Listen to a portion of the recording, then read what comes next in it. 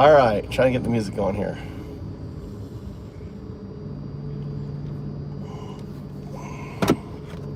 How's everyone doing?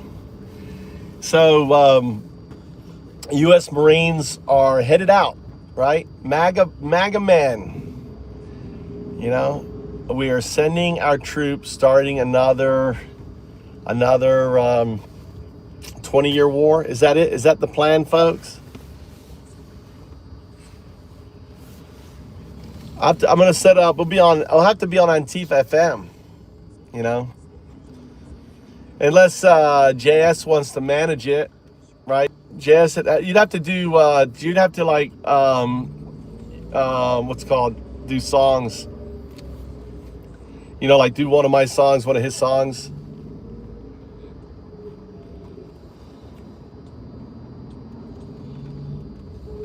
So you'd have to go to the website and queue up a song, and like, you know, maybe you get someone, maybe we get Southmouth doing it, DJing it. All right, we got the Dow-doo song, and then we got the doo-doo song. Which one? You like the Dow-doo? You like the undow-doo? You like the undo-doo?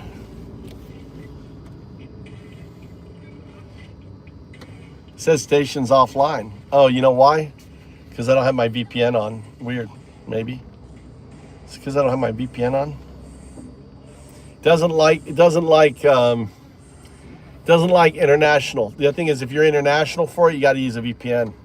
I can't get on to the station without a VPN, and my VPN on this phone is not working. Let's see if I can get VPN on this phone.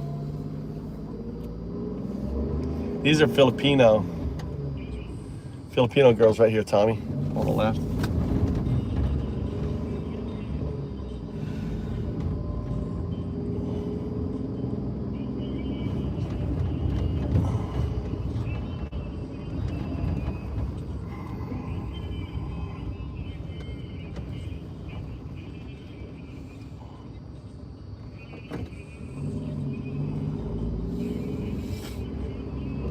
Antifa FM.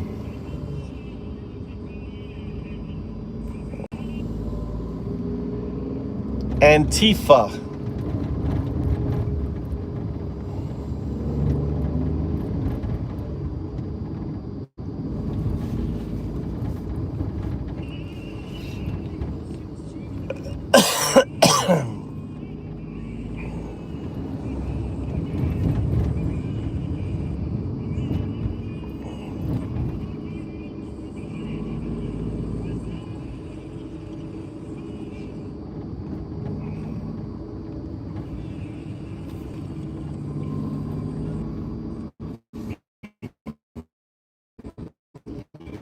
There you go.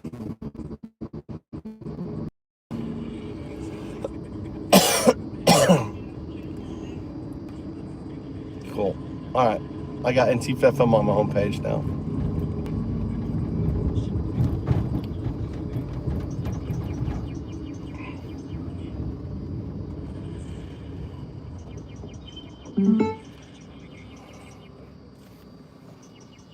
This one.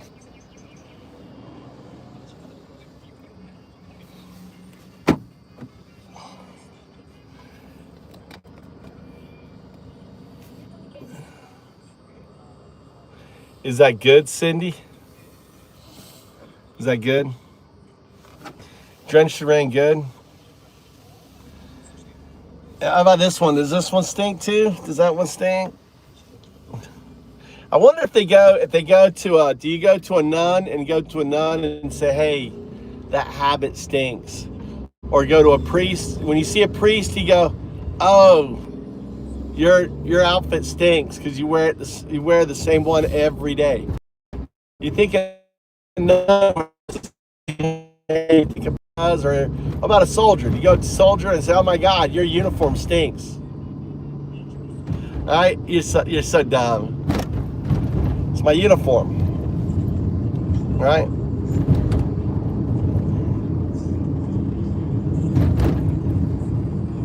Stingray, you stink. You stink of pedo juice. That's what you stink of. Pedo juice. I don't know any idea what that pedo juice is, but that's what you stink of. You got that fake fuck Christian, pedo loving Nazi. You know, juice all over you. You got that fake fuck Christian, pedo loving Nazi juice all over you. Let's listen to some.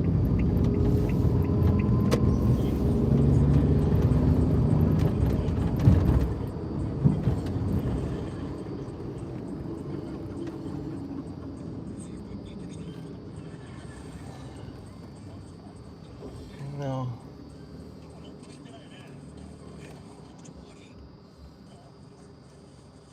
Oh, I got the perfect area for the drive. I got the perfect area to drive.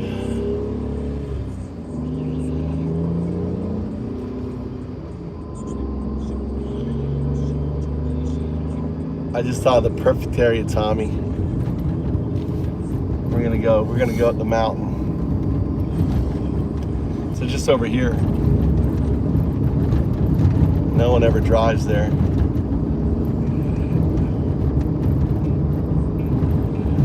You drive all the way down and then drive all the way back. That'd be a good drive. I found the perfect place for Tommy to drive. The bad news is we don't have connection up there. The bad news is no connection. Sorry, guys.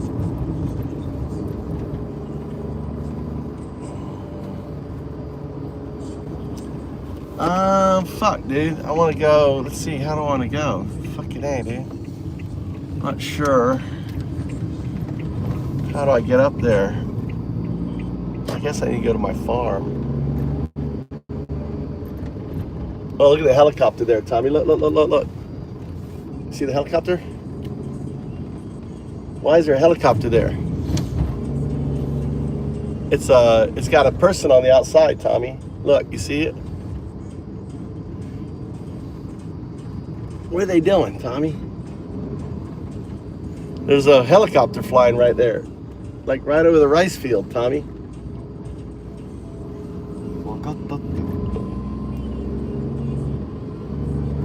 I wonder if they're practicing. Is that a new pilot?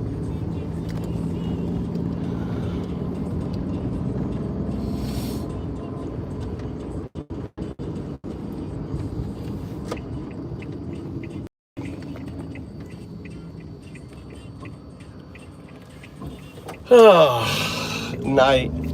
He's got that Jesus in him. He's got that Holy Spirit. He's got that Holy Spirit in him, Night. Oh, he's got that Holy Spirit. He's got that Holy Spirit in him.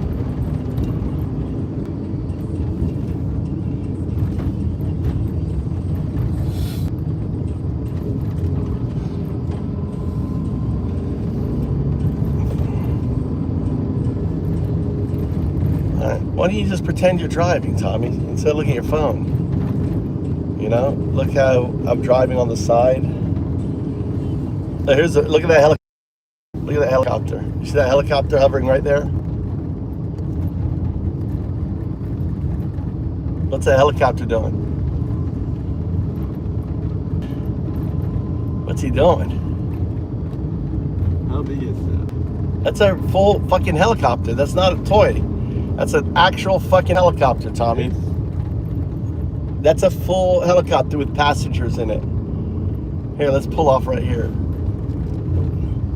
And there's a guy sitting on the outside. You see the guy sitting on the outside? You see the guy sitting on the outside? What the fuck is this guy doing? Taking a picture, I think. Is he? I'm taking a picture too.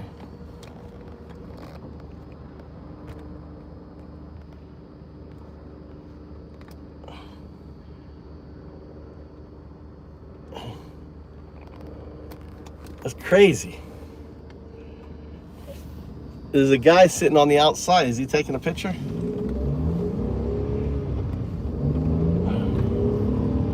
Don't jump. Tell him not to jump. It's not worth it. Don't jump. He's look there. Oh, there's a guy below, isn't there? They're doing training. You see the guy below? Let's pull over here. You see the guy below? They're doing training. You see the emergency vehicle there? You see the emergency vehicle there? That's an emergency vehicle there. There's a guy over there on the ground, right? What is this place? This is a utility. This is where your grandfather used to work. Here, this is the waterwork area here. This is city government. So they're doing training. So you see the guys over there? They're probably going to lift. You see the people sitting underneath over there? They're probably going up. They're probably practicing rescue.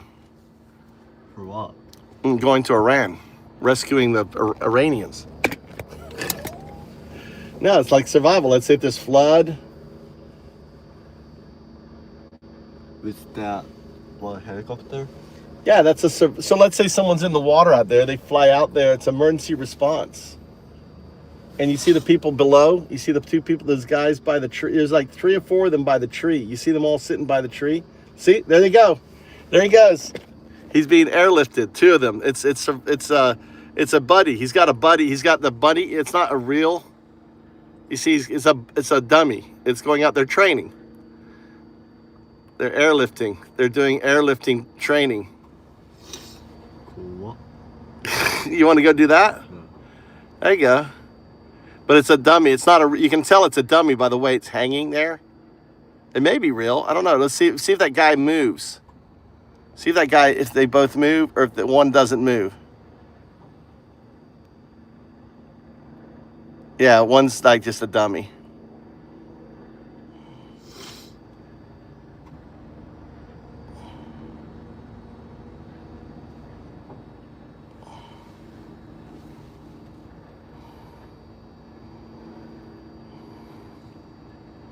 Yeah, they're training. You probably don't have the qualifications. I think that like the top students and shit to get into that. Isn't that interesting?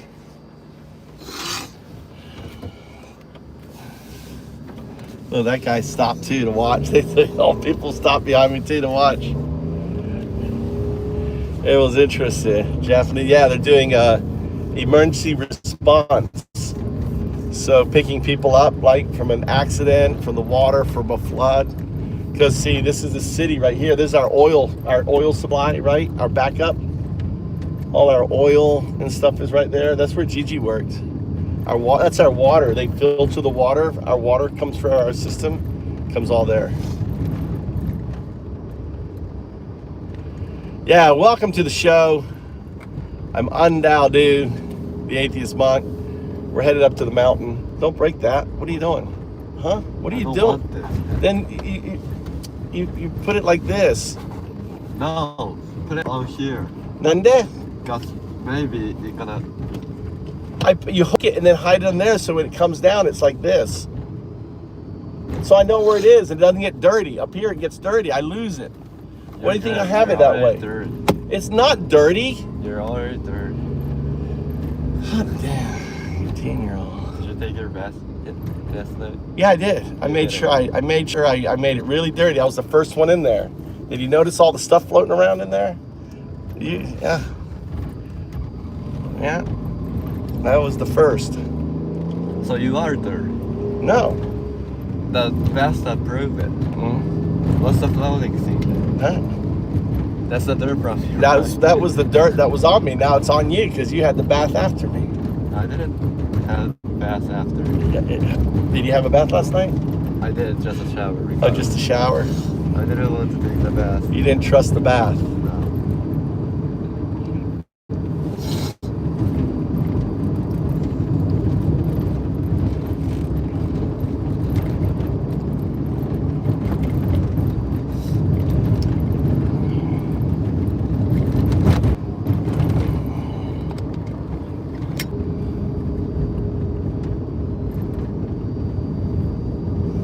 I haven't seen one battle after another. What is that? What is one battle after another? You know what I saw last night? I don't know why I got any Academy Awards.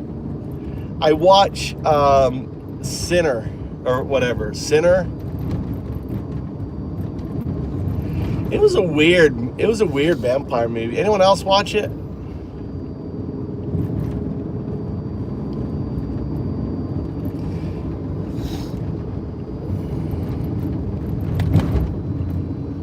What are you talking about? Look at this guy in here. You got to go fight, dude. Dude, you got to sign up. You got to get your ass over there.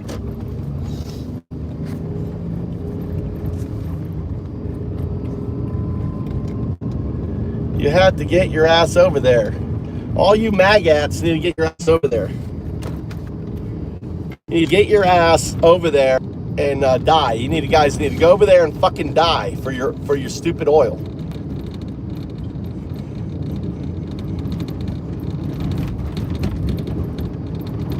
Fight for the people, hell bent. You're fighting for the Epstein class. All the dumb fucks going over to Iran are fighting for the Epstein class. They want the oil. They want Iran's oil. Why do you think they're taking the island? That's where all of Iran's oil. Trump just wants the fucking oil. All he cares about is the Epstein class. He's sending the Marines in to steal fucking Iran's oil. He's so fucking dumb. And they're so dumb. All that, the entire island can be completely destroyed, right, by Iran.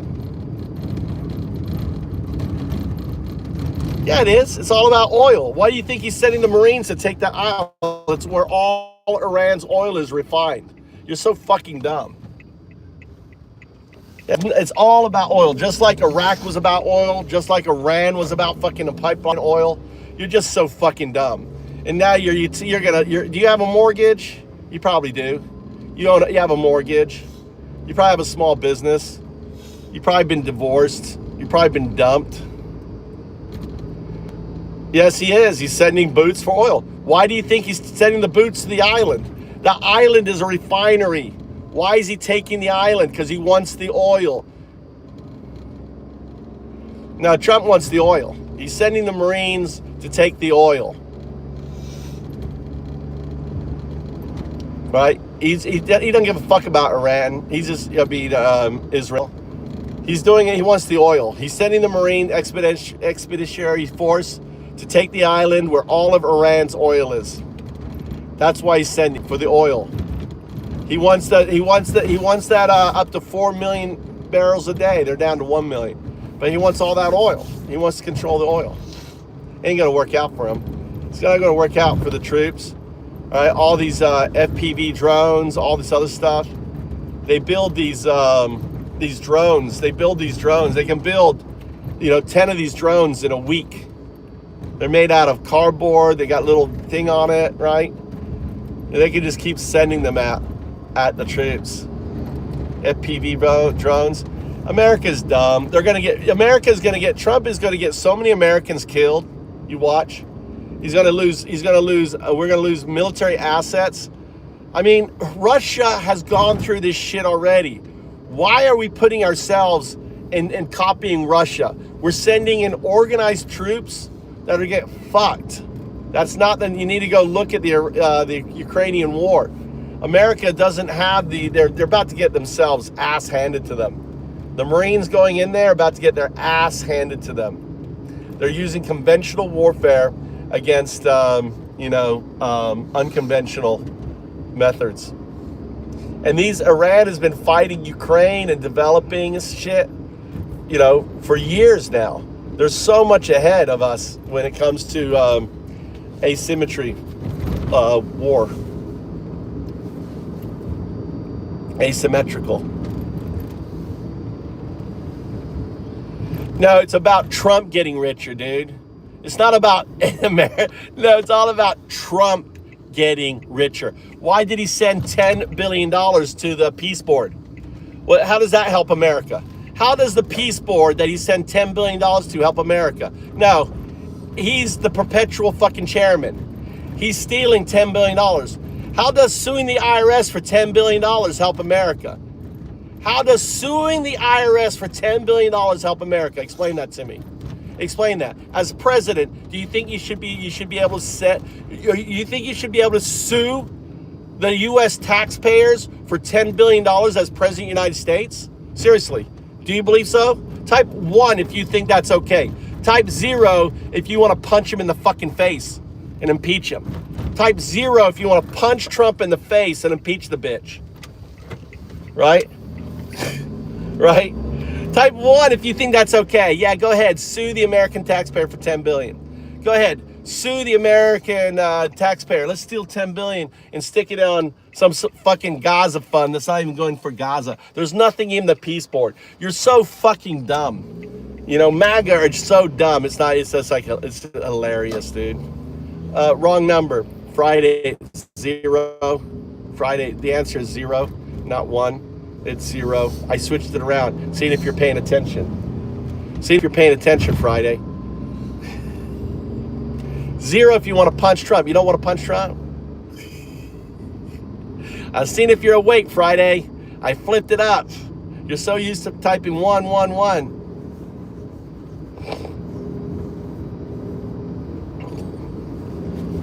Yeah, it's not about oil. It's about getting Trump rich, dude. He wants to control the oil in Iran, right? It's about the Epstein class, these billionaires. You know, when your utility doubles, when your price of food doubles, don't come fucking crying to me about it. You know, don't come crying.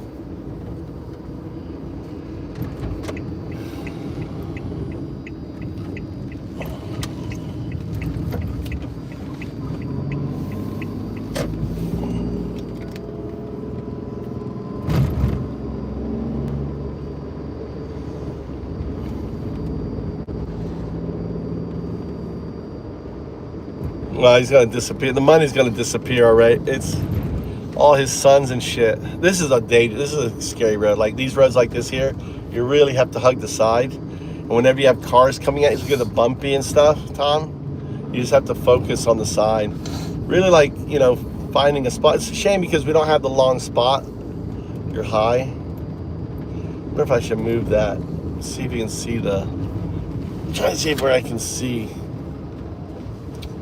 See, it's hard to measure. You don't have a point. When your grandfather taught me like a long thing, you pick a point on the hood, and that lines up. But the problem with the K truck or this here, there's no point. You know, like you can't look and line up anything to get this drive. So How did you get your first license? How I got it? I drove around. I got my learner's permit. And with your learner's permit, you can drive with a licensed driver. And I drove with your grandfather. This is a trout tradition. But it's a trout. And it's going to be the one fucking tradition I pass down. And you're going to pass it down to your kids, and they're going to scream. Huh? How long you took to get the license? It wasn't that. America's driver's license is easy. It's really easy. I can't go to America, they'll arrest me.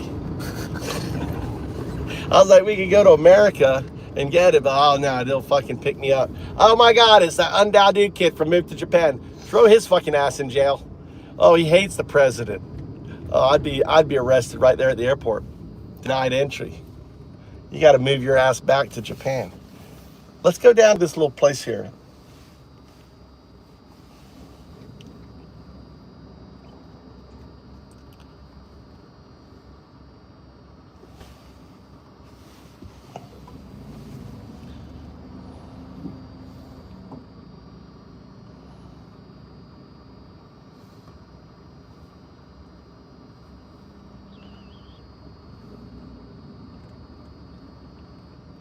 I don't hate Trump. I really don't hate Trump. I don't hate him at all. I have no feelings for Trump at all.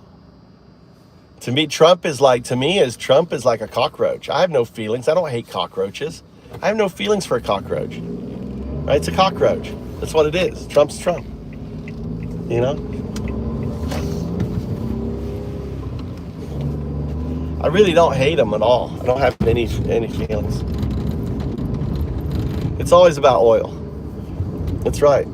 It's billionaires. It's Trump wants to get oil. Why? Why is he going for that? Why are they blowing up those refineries? They could blow up all of his refineries. They're not blowing up Iran's refineries, are they? She's in here. Let's see. She's in here. They're having lunch. Is she here? Someone's here. Can you be my translator? Or are you gonna make me do my translation? Huh? You've never met her, have you? Make come in and say hi. I do have it.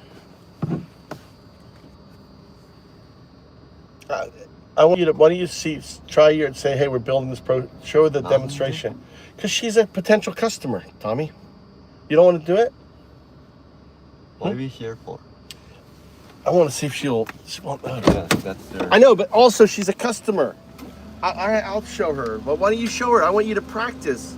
Hey, my son's building this app. You just demonstrate it, how it's gonna work.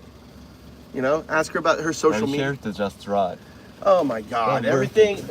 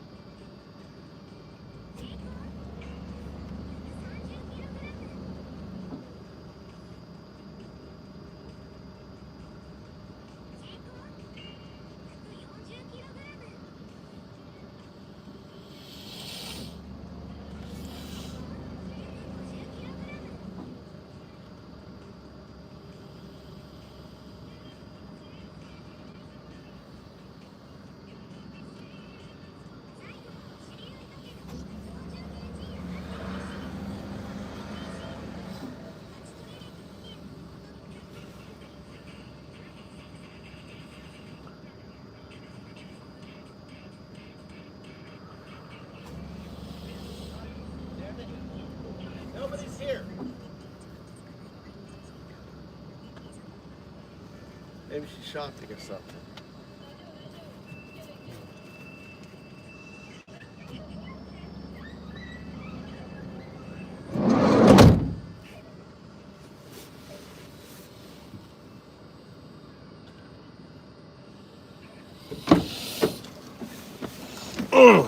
All right. She's not here either. What are you eating? All right, I'm here. Let's talk. One of my oranges. I'll put it on the floor. Open the door. Open the door and grab one. Open the thing. They're good.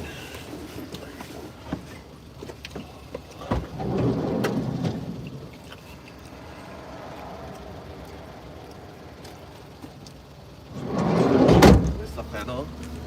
Yeah, it's fennel.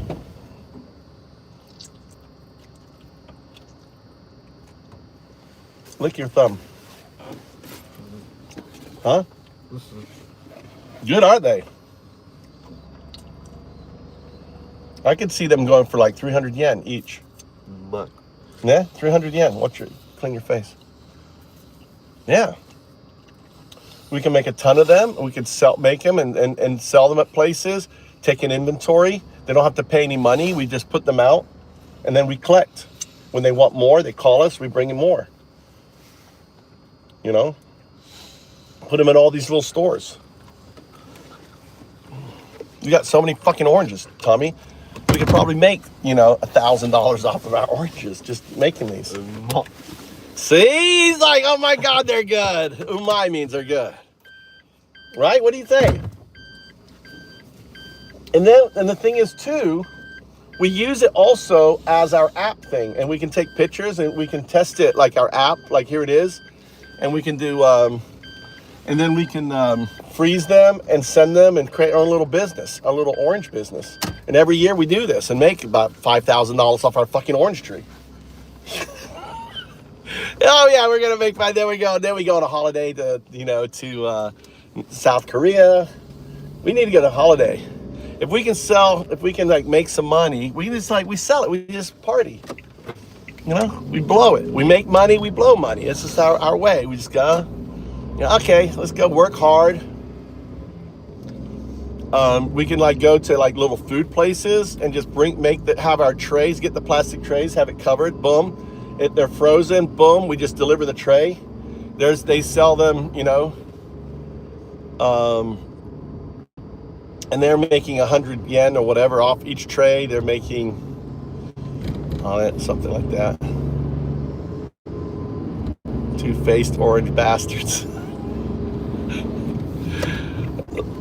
They're good though. Those God, who was it who said make it was Pam, wasn't it Pam? Pam was the one who said let's do orange slices. I've never made them before, but we can make a shit ton more. I think I should make more, and then you don't need to arrange it anymore. Huh? You don't need to arrange it anymore. Just make it this one. You know what I mean? What do you mean? Don't arrange it. Oh, Like, you know me, or no, I didn't really arrange it. Put herbs in it. I put the herbs in there. Yeah, this is really good part. If you like thinking about arranging it. No, modifying it. No, I mean I put my fennel and stuff and cooked it in there, so it has a little fennel and a little bit of rosemary. So I can do exactly like that.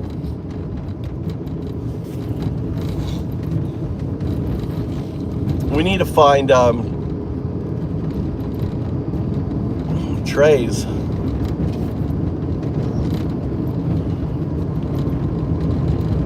On there. All right, this is where we're going, guys. We're gonna lose connection here. We're going up the mountain. I got this place where I'm gonna have Tommy drive. Like, it's really perfect. It's like there's no one up there at all. What's this? Huh? They're called candied oranges. So chocolate covered candied oranges. They could sell for 300 each. We sell them for 150. Or we sell them for 200. I mean, they're not spending any money.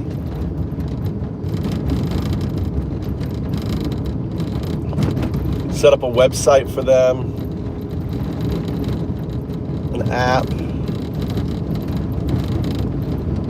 Food delivery. Got junk. We could do got junk for them.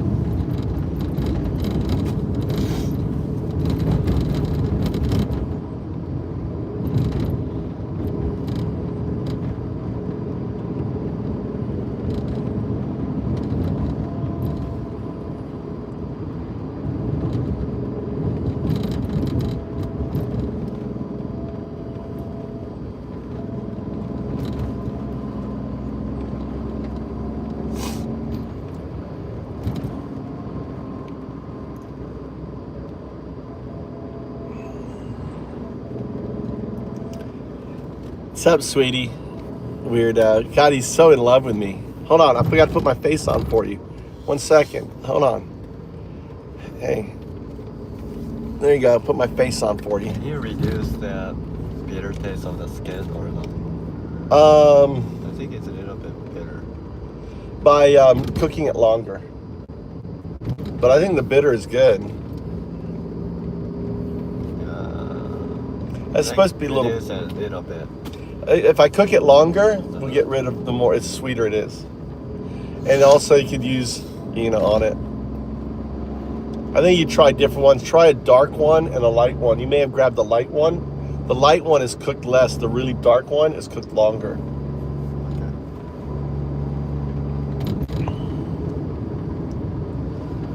No face. He likes my face. Put my face on. How much can you make in a day? Well, as many oranges I have, I could make a ton. I mean, I can make. Our limit is we got all those bags. I have another bag of oranges, so I have like maybe 60 kilos. So I mean, that's what we have. We can go pick the rest. We need a bigger area. We need to go to the farm and pick the rest of the oranges. Yeah, but in a day, like that's in a total, right? In a season. That's in a season. Yeah, but in a day, like manpower. I mean, the thing is, we only have one oven, right? So we could do we only have one drying thing on it, so I'm limited. I need to buy another rack thing, so we can do 1, 2, 3. I mean, I use very little of the oranges. Look at the oranges I use. I know, Bob. I could make a shit ton in a day. I can make probably 20 trays. 20 of those trays easy in a day. I don't know if I want to work that hard though. Yeah, so that's the point. 10 trays. 10 trays. I get burnt out on that shit, dude. That's why we hire someone. Mikey, you're hired. I bet Mikey would be good. Mikey'd be hired. Maybe. I mean, on a weekend we could do all of them and do all the trays. Then we need storage. Well, they store pretty well because they're candied. You don't need to refrigerate them. Yeah. We could actually store them outside as long as the birds can't get to them or an animal. Especially now it's cool. Like, you know, we could actually store them in my IKEA house in the kitchen area, you know, on there. And we should check. Why? Your brain is working now. You're like Business. business. That's what we're talking about, Tommy. We're getting the entrepreneur spirit coming out of Tommy. That's why you do driving with Dad. See, if you weren't doing with timing with Dad, you wouldn't be having the experience, right? Right? This is bonding. This is like, we'll look back. This will be the fondest time. You're finally hanging out with your dad, your crazy old dad, you know, doing shit with your dad. We're going to lose connection up here. How much would they sell for? What would be how much in the store? You guys know? Because we could individually wrap them too. Yeah. You know, we could get the small little individually wrap them and price them. That's what we're gonna have to do if we're selling them at the stores, right? Already have wrappers at the IKEA house. So what we can do is when we do our driving, let's go back to the IKEA house. I'll grab my wrappers. Then we really want to freeze it, you know, like so the chocolate's hard. And then we can put like 3 in a wrapper, really nice, you know, and sell them for three for like, you know, 900 yen. What do you think? You know?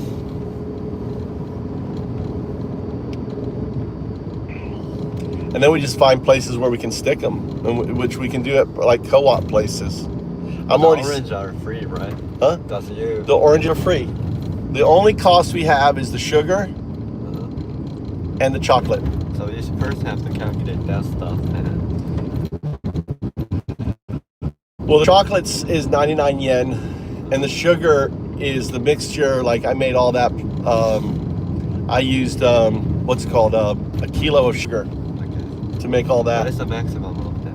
How many that can be orange can be? You can keep making them with it. I stopped. Kilogram? Yeah, I mean, I made like 3 trays on a kilo. Okay. But we should calculate that more accurately so we can figure out exactly what our cost is. We're about to lose guys. I'm about to lose connection. I'm going to keep it on, but it's going to get really shitty here until I get to a certain point.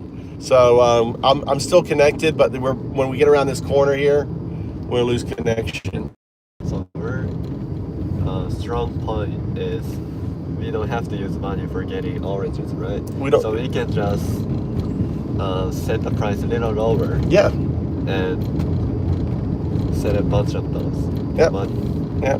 Well, I think yeah, that's what I'm saying is like we sell the oranges for 75 if they want to make it themselves. Like here's our oranges, you want to make it 75 yen. We clean the oranges, we can sell the oranges, but we don't make as much money that way. It'd be more money. We make more money by selling the slices. So maybe let's not talk about the orange first. And when they want it, let's talk about the price. Mm-hmm. You know.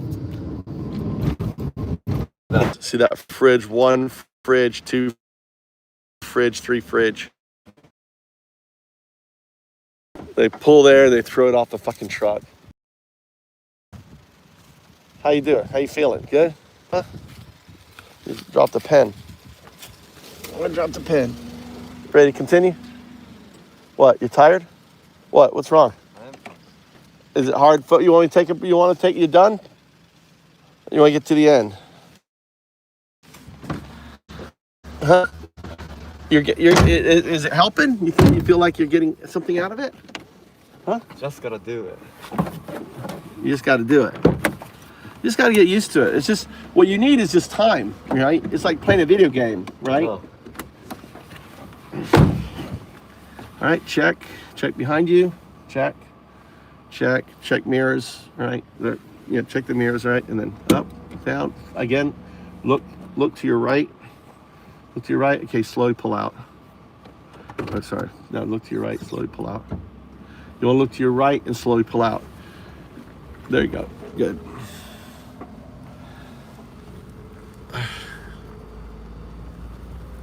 What removed? You talking about the fridge? No, they just they come out here to get rid of shit. It's hard to you have to pay money to get rid of the stuff. So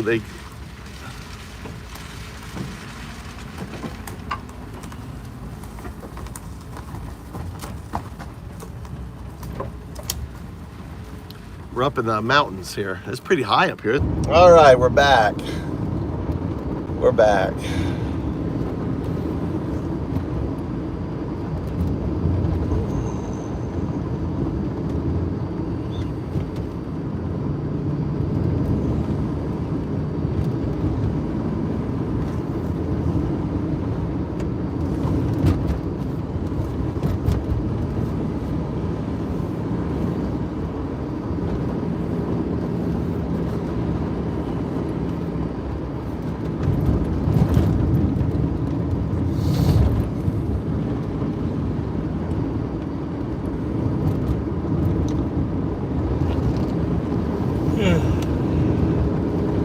Tommy didn't kill me. Made it. Survived the mountain, your first mountain driving. Tommy did mountain driving. Only a little bit jerky. Only about 2 times. He got scared and did a little jerky. Jerky is what kills people. Look at that thing there. I wonder what that is. Why is that pipe straight up?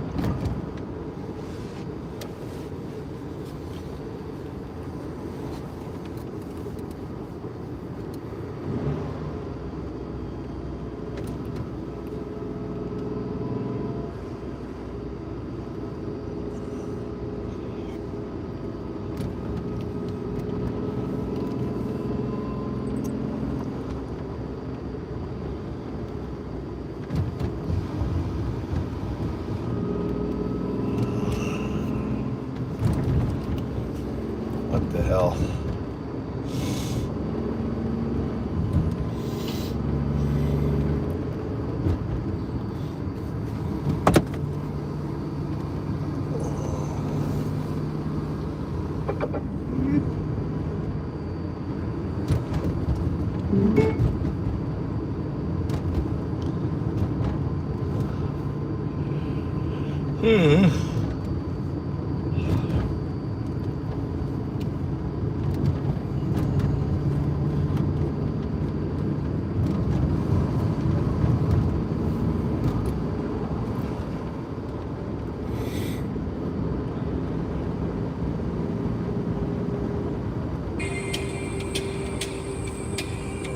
Red-headed cop screaming. Time to ride.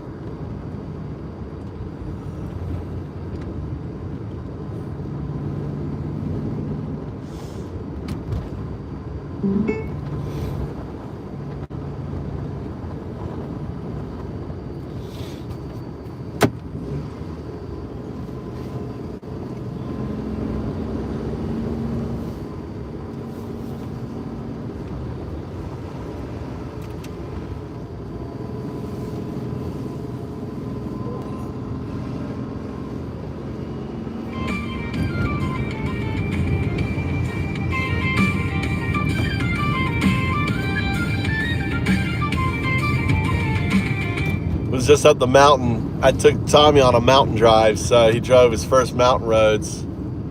Kind of narrow and got to miss. It's like an obstacle course. Got to miss logs and branches, and the road is obscured. It's good. Good driving testing.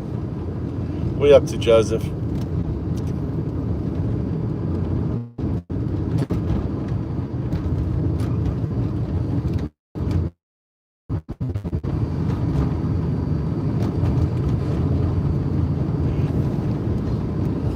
Ugh.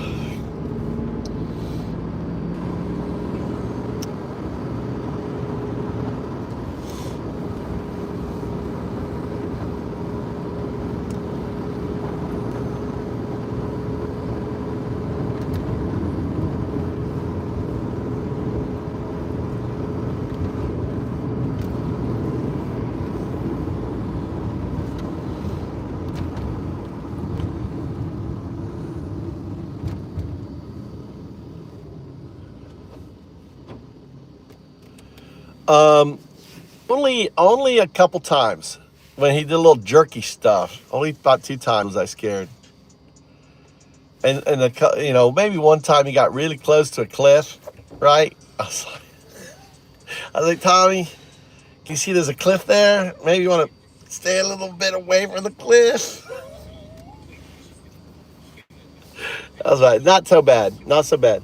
I think only 3 times was I a little nervous. But mainly, he got nervous going around one corner and started jerk, oh shit, oh shit, I was like, don't be jerking. And, but no, he didn't hit any logs or anything or any stones, and he wasn't so bad. And shit my pants, but, my heart may have went up to my throat, What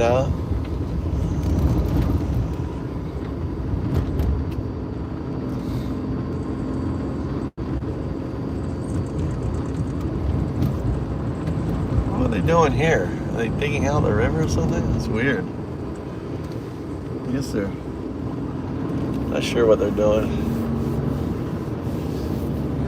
So, which do you prefer, the mountain driving or the farm driving? Which would you get more out of?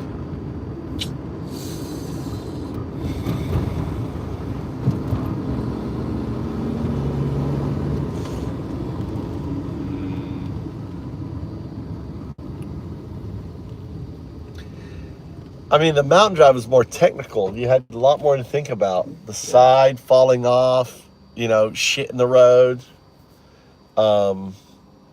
Making turns and stuff like that. So that should be much harder. It is harder, but it was more interesting. And it's more interesting too, yeah. Because it's more challenging.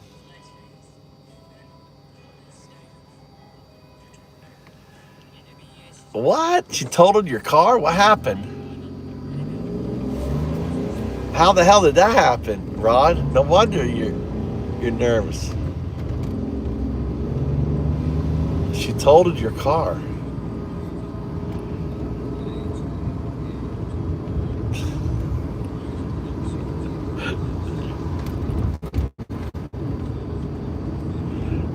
God damn. That sucks. I guess you won't be teaching her again. I guess she got, that was it. I hope no one did anyone get injured? Did you get injured? How fast was she going?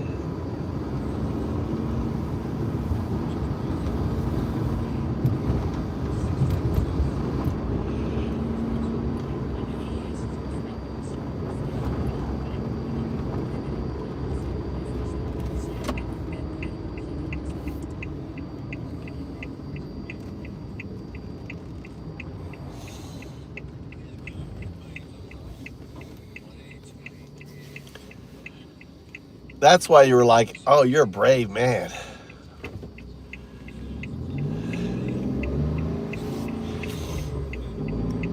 Tommy's only going 20 kilometers per hour in the mountains. I mean, he's just practicing staying. All he's doing is practicing keeping 1 meter from the side of the road.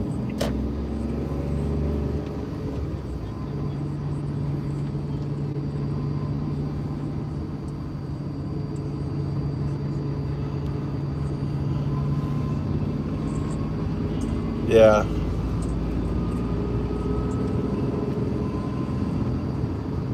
And she didn't know to let go. Like, she started to fishtail, she should let go, so the car would have, you know, structured itself.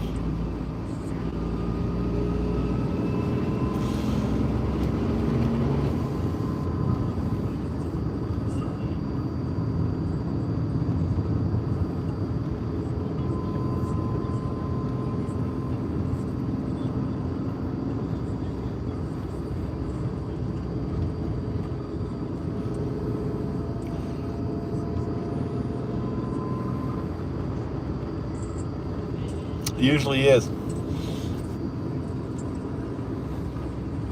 Yeah, I got Tommy. I set his speed limit to 20 right now. His speed limit is 20. His speed limit's 20. That's it. And it's good. Like, the mountain are narrow and it's kind of windy. And he has to really focus. You got to get your glasses though, Tommy, from here on out. You got to wear your glasses, okay? Smokey. Yeah.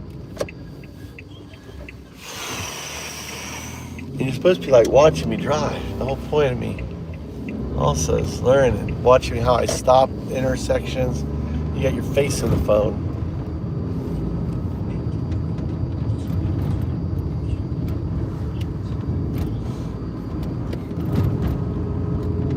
There's a car coming here.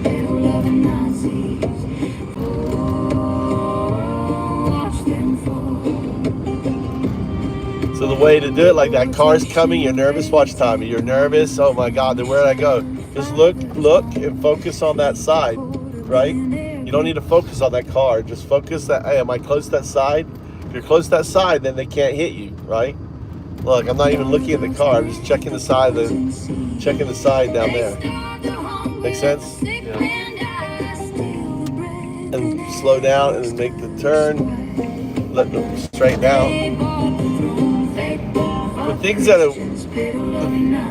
thing that's going to scare you the most is in cars, right? So get over that. And after a while, you know you're there, you're fine.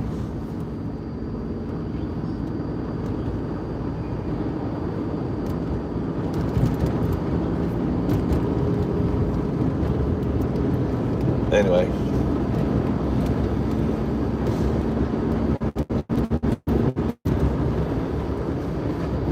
Why is this?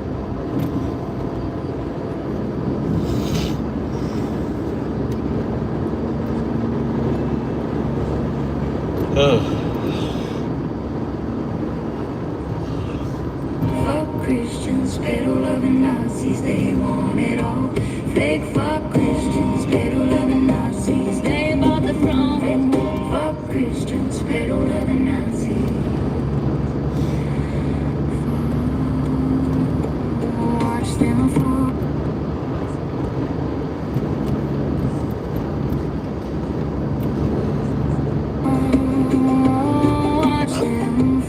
How long are you going to be at the school? Huh? How long are you going to be at the school? You want me to wait, or do you want me to run the Nikazuka house, grab the packaging, and then come back? What do you want to do? Gonna be really quick. Huh? Gonna be really quick. All right. So that truck is here. I'm looking. Right? So that's why I want you to get comfortable with that side, right? So you don't feel nervous. It's a horrible feeling when you're driving and cars are coming at you and you're like, God damn, they look like they're gonna hit me. You learn to keep a track of your, of your spacing. And that's a big truck, right? You don't have to look at it.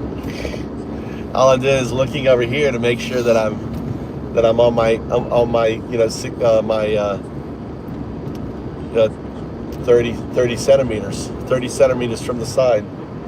Actually, that's probably 50. I don't know.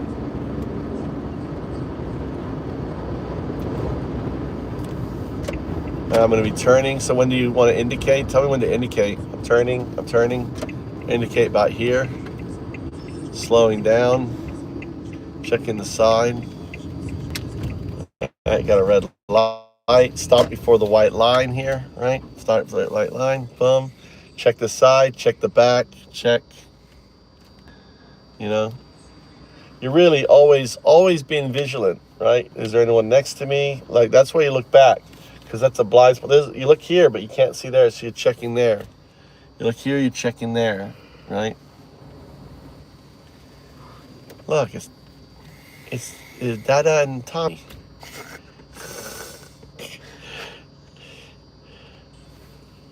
Like right there, look, it's us. It's me and Tommy.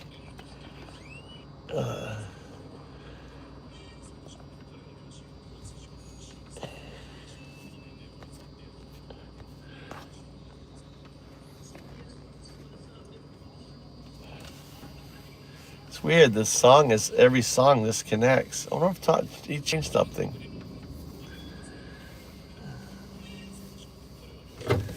There it goes.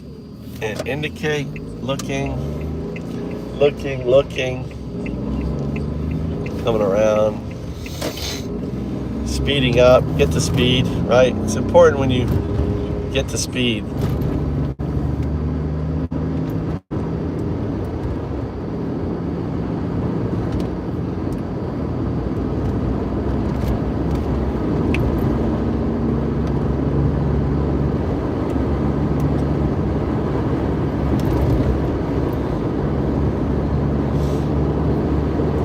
If you want, what we could do is let's go by the store. We'll pick up a thing of sugar, right? And we can calculate how many we make and figure out the cost, okay?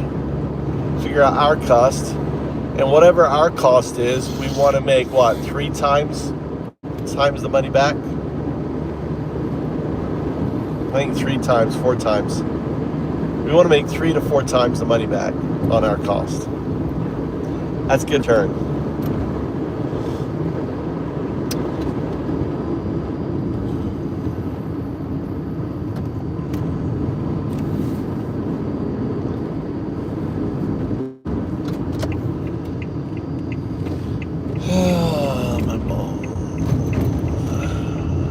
And we should start the now that I have you, I can restart my my farmers market stuff, and then we can put those out, and then we can find other things, right? Because I already have the account and everything set up for it. You gotta figure out how much of a trouble I'm in.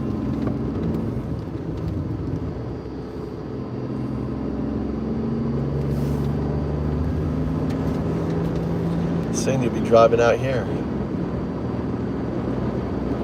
Do you want to grab your clothes so I drop you to school then go to the gym? Yeah. It says right here. Okay. And if I can turn here? Yeah. See right here on the side. Boom. These corners. See, this would be good to drive on the rice paddy here. So when you're here, you can't cut this corner, right? Or your tire's gonna go off. So you gotta go past the front and then turn. You see? Does that make sense? Mm-hmm. Right? Past the front and then turn. If you cut it, if you're trying to cut right at it, then the back tire's gonna cut across and you fall in the tumble in the rice field. So like here we wanna cut tight. I'm gonna indicate, check to the right. I'm looking to the right. Checking the back, right? Looking to left, right? And then you don't want to cross that middle line, right? On there, you're not paying attention. Not paying attention. He's out with his face in his phone. Facing his phone.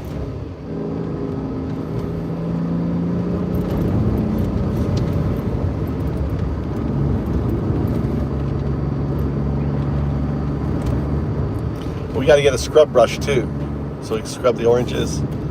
We can see. We should time it, shouldn't we? We could time it. We could figure out everything. Do all the calculations. Slow, slow, slow.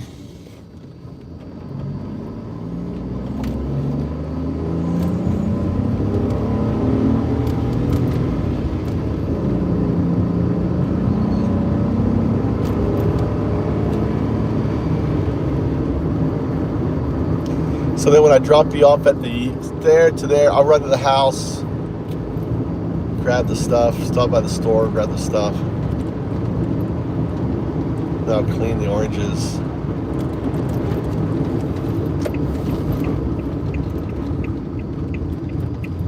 I think the brown sugar is better. Stop. Look. All right, good.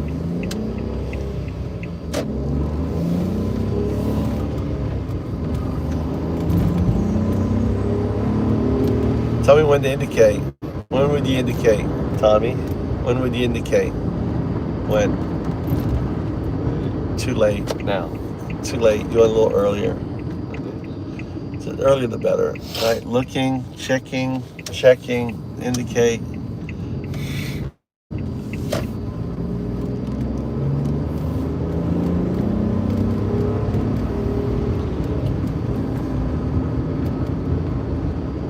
Now you're probably okay. I would indicate a little earlier. There's no passive rule. Not too early, but not too late either, right? So like indicating here, when would you indicate? So it's indicate here, there's a road there, so you want to indicate after that road, right? Because otherwise that car thinks you're turning, pulls out, and you have an accident, right?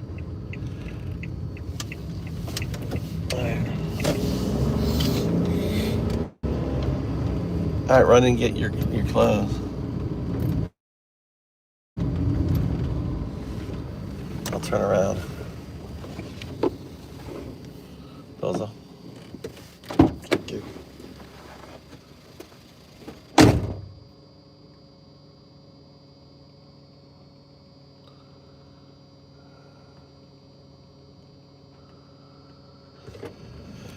All right.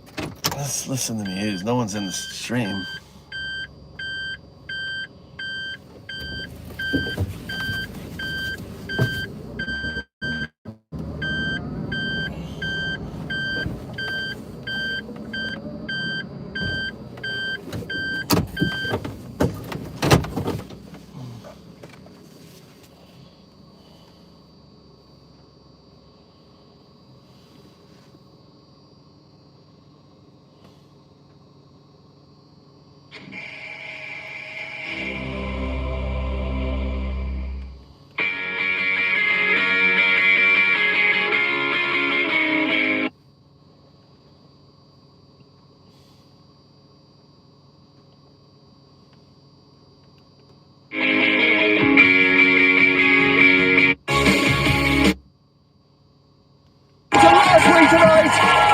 Thank you so much for joining us. It has been a busy week. Chile got a new far-right president, and Trump endorses Jake Paul, even though he's not running for office.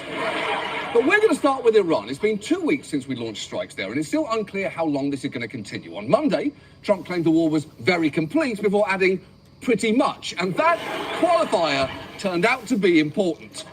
Mr. President, you've said the war is, quote, very complete, but your defense secretary says this is just the beginning. So which is it, and how long should Americans be prepared? Well, I think you could say it both. It's the beginning of building a new country. We could call it a tremendous success right now as we leave here. I could call it, or we could go further, and we're going to go further. Great response there. That non-committal floundering makes him sound less like a president laying out a strategy, more like what happens when you ask your situationship if you should put him down as your +1 to a wedding in 6 months. I don't know. We could go further. I could call it, but we're going to go further, right? At every point, the president seemed utterly disconnected from the stakes of this war, right down to greeting the remains of fallen Americans. Yeah, we're going to make more. I made some. Did you see him? Did you see him, Rod? About civilian casualties. Yeah, did you see him? Elementary school that killed at least 175 people, most of them children. Observers quickly came to believe that the US was responsible, including, it now seems, our own military. Yet Trump's repeatedly played dumb. So I put chocolate, and it's got a little bit of fennel on it. Destroyed that Iranian girls' school. So will the U.S. accept any responsibility? Well, I haven't seen it, and I will say that the Tomahawk, which is one of the most powerful weapons around, is used by, is sold and used by other countries. You know that. And they're so good. Iran, who also has they're so good. I wish so more. But whether it's Iran or somebody else, the fact that it's a tomahawk is very generic. You just suggested that Iran somehow got its hands on a tomahawk and bombed its own elementary school on the first day of the war. But you're the only person in your government saying this. Even your defense secretary wouldn't say that when he was asked, standing over your shoulder on your plane on Saturday. Why are you the only person saying this? Because I just don't know enough about it. Yeah, that makes sense, doesn't it? What's he really supposed to do? Ask the people who work for him? Listen to the daily briefings he gets? Of course not. It is hard to say whether Trump is being actively deceptive there or just plain dumb. In his words, I think you could say both. Meanwhile, the conflict continues to spread throughout the region, with Israel now bombing Lebanon, killing nearly 800 so far and displacing over 800,000. And Iran's effectively closed the Strait of Hormuz, through which about 20% of the world's oil usually transits. At least 16 ships have been attacked there since... Yeah, so we're going to make more.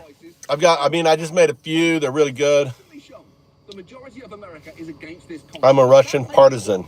The White House is selling it hard, tweeting multiple gross videos showing footage of bombs exploding, into a couple of things like baseball players hitting a ball, captioned "Pure American Dominance," and football hits in a post confusingly titled "Touchdown." And thinking, well, that is all in terrible taste. But so good. Set missile strikes to Nelly's "Here Comes the Boom." Yeah. I have some terrible news for you.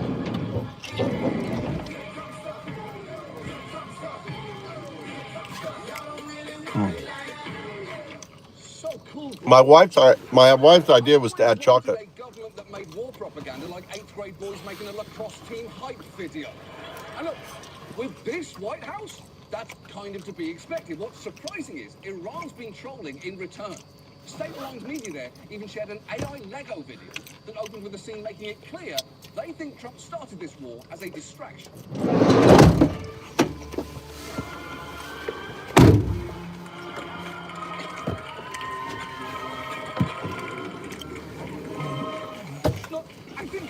Iran's point there.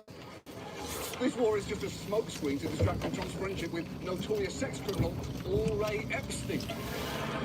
And by the way, who is it with Epstein in the corner there? Is that Dick Van Dyke? Dick, no, not you! That video also features the Strait of Hormuz being closed and businessmen crying about oil prices spiking, as well as a Lego depiction. Well, you like them. We're eating our profits. They're good, aren't they? They're growing on you, right? And they're healthy too. They got orange in them.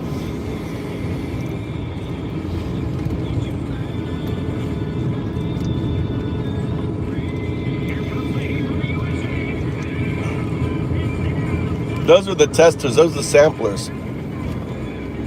Those are the samplers, Rod.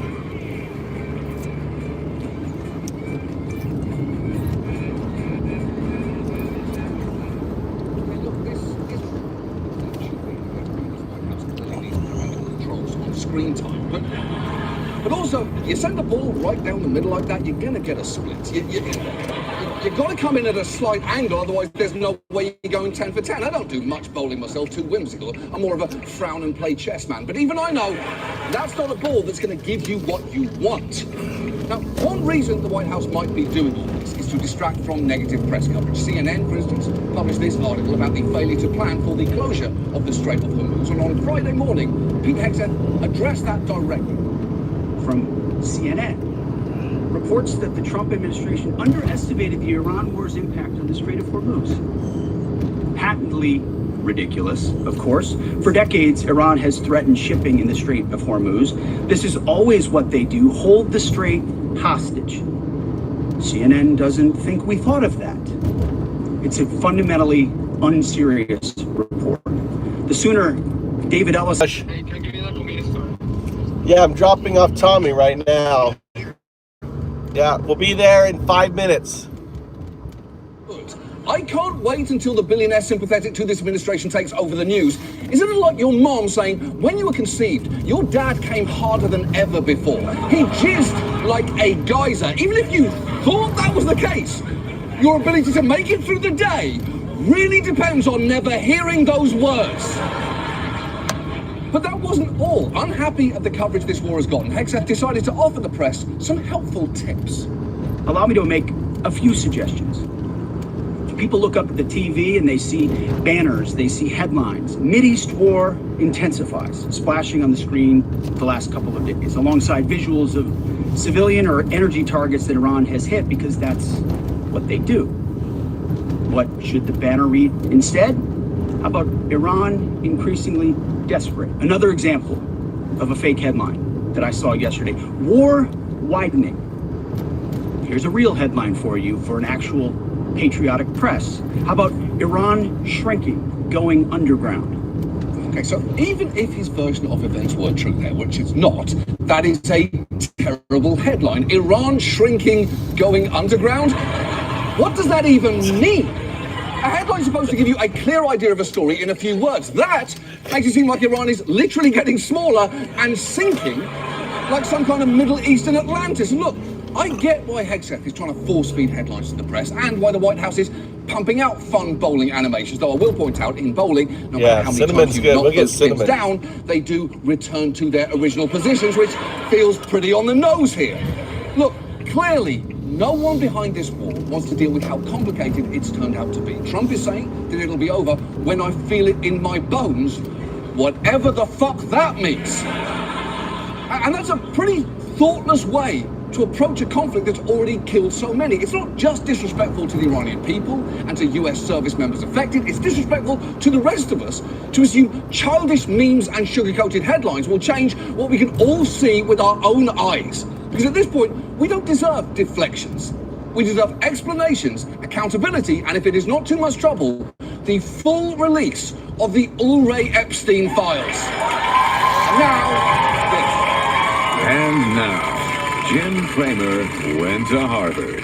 When I was doing my senior thesis at Harvard, to do some mindless name dropping, then I consider myself an average American who took 3 years of economics at Harvard. I'm a proud supporter of Harvard. For law school, I went to Harvard. It's been a long time since I studied antitrust at Harvard Law. I'm the greatest antitrust scholar of all time. I got to Harvard. We had every single Nobel. I took 3 years of economics at Harvard. That's why I went to Harvard and Harvard Law, to get stupid.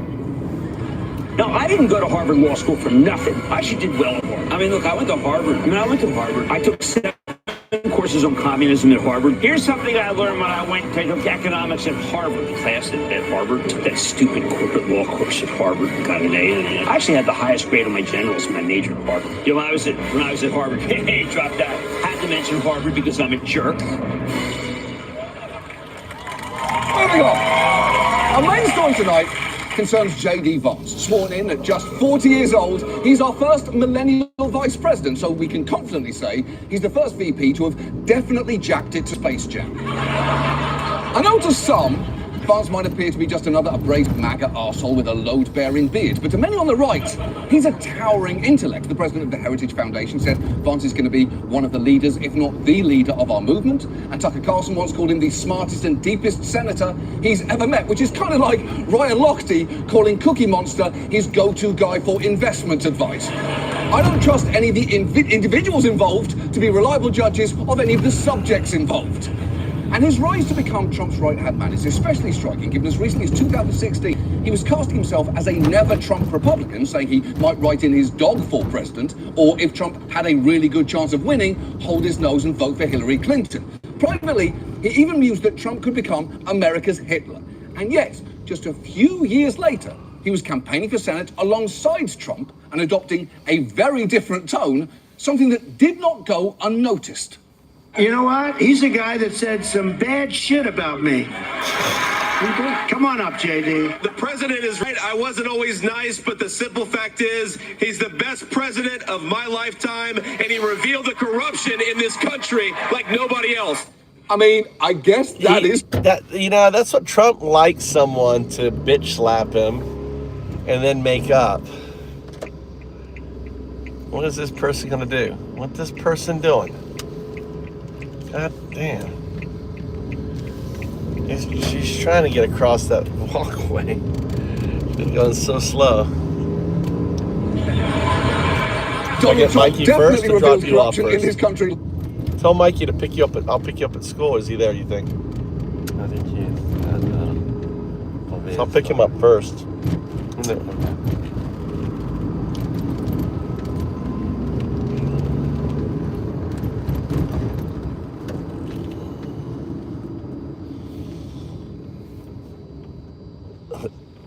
Yeah, he likes it. He likes being spanked. Body else in the same way. He likes being spanked. No one taught us more about what a Ponzi scheme is than Bernie Madoff. It's true, just not in the way I think you're implying.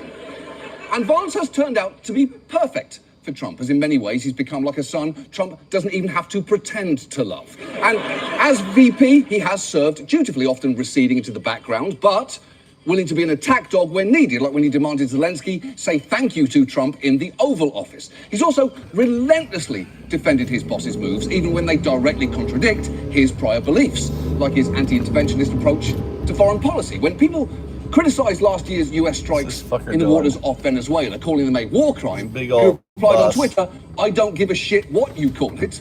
And when Trump decided to first strike Iran last year, Vance defended him and didn't even try to come up with a good rationalization. I certainly empathize with Americans who are exhausted after 25 years of foreign entanglements in the Middle East.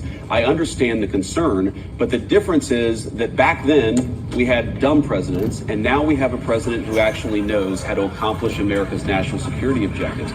Yeah, it wasn't okay before because the presidents were stupid heads who ate dung for breakfast, but now we have a big, strong real estate developer and stake salesman to give us the national security expertise we so badly need, so it's completely fine.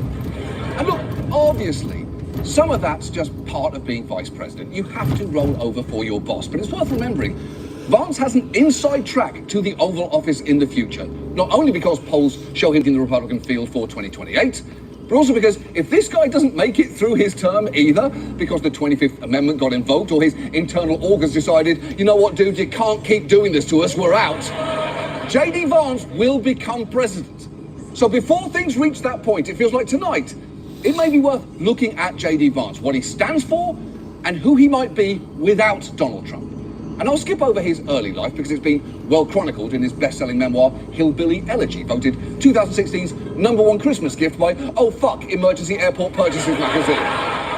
If you haven't read it, long story short, he was raised in Ohio by a mother who battled an opioid addiction and his loudmouth grandmother before a stint in the military in Iraq and attending Yale Law School. If you want to know more, you can read the book or just watch the movie adaptation featuring this scene where his grandmother catches Vance smoking weed and decides to raise him herself. Oh, I don't give a rat fart what you're smoking, kid. If you think you're hiding it, honey, you're dumb as a bag of hair. Pack up. For what? What are you doing? I'm taking him. Where? To live with me. And if you got a problem with that, you can talk to the barrel of my gun. for him to sit? Listen. Your bag. This is a pro Glenn Close show. Always has been, always will be. That being said, or you can sit on this side. I do not like what I'm seeing there. The only good thing, and I mean the only good thing that came out of that film is the fact that when Glenn Close was nominated for Best Supporting Actress and attended the Academy Awards, she was approached by Lil Rel for a music trivia game, and this happened. You know how to do the butt. Quit, turn it up. Come on, let's see. That's not him. Fuck that. Where's Mikey?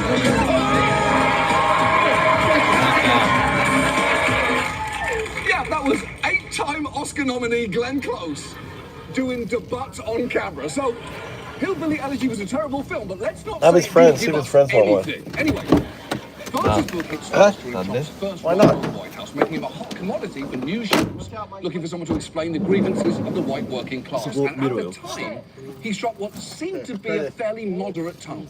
I think that this election is really having a negative effect, especially on the white working class, right? Because I think a lot of these grievances are legitimate, but what it's doing is it's giving people an excuse to point the finger at someone else. It's point the finger at Mexican immigrants or Chinese trade or the Democratic elites or whatever else. And sometimes these villains are legitimate. I think it's totally fair to say that the policy elites of the Democratic Party haven't been totally concerned about the white working class. But at the same time, fundamentally what's going on and what Donald Trump has done is change the focus of the white working class from a sort of engaged and constructive politics to a politics of pointing the finger.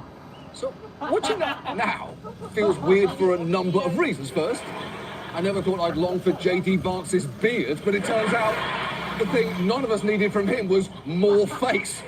Without a beard, he looks like Radio Shack's assistant store manager of the year 1998. He looks like he played Cartman in a live-action South Park movie, but also, it is strange to see such a nuanced tone from a guy who's since become such a troll. It'd be like finding old videos of your dog eating with a fork and a knife. What the fuck? Yesterday, I watched you take a shit and then eat it mouth first. How on earth did we get from this to that? And while that may sound like a fairly even-handed critique, since then, Vance has clearly picked a side between blaming the elites of the Democratic Party and finger-pointing Republicans. And some of that may have to do with his mentor, Peter Thiel, the co-founder of PayPal and Palantir, and a man who looks like he got stuck trying to anamorph between Mark Zuckerberg and Elon Musk.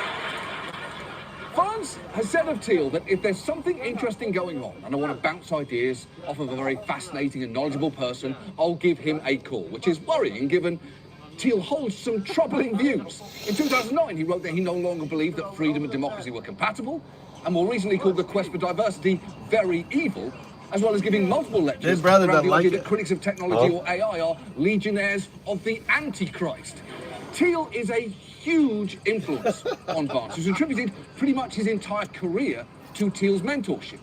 They met when Thiel spoke at Yale, when Vance was a student, and Thiel later wound up hiring him and eventually investing in his venture capital firm. He then backed Vance's 2022 Senate campaign with, at that point, the largest amount given to a single candidate in congressional history. That campaign, whoa, watch out, don't throw it on there. What are you doing? There's things there. Iconic opening line, written by Vance himself, that somehow gets I don't know why you don't like that. Are you a racist?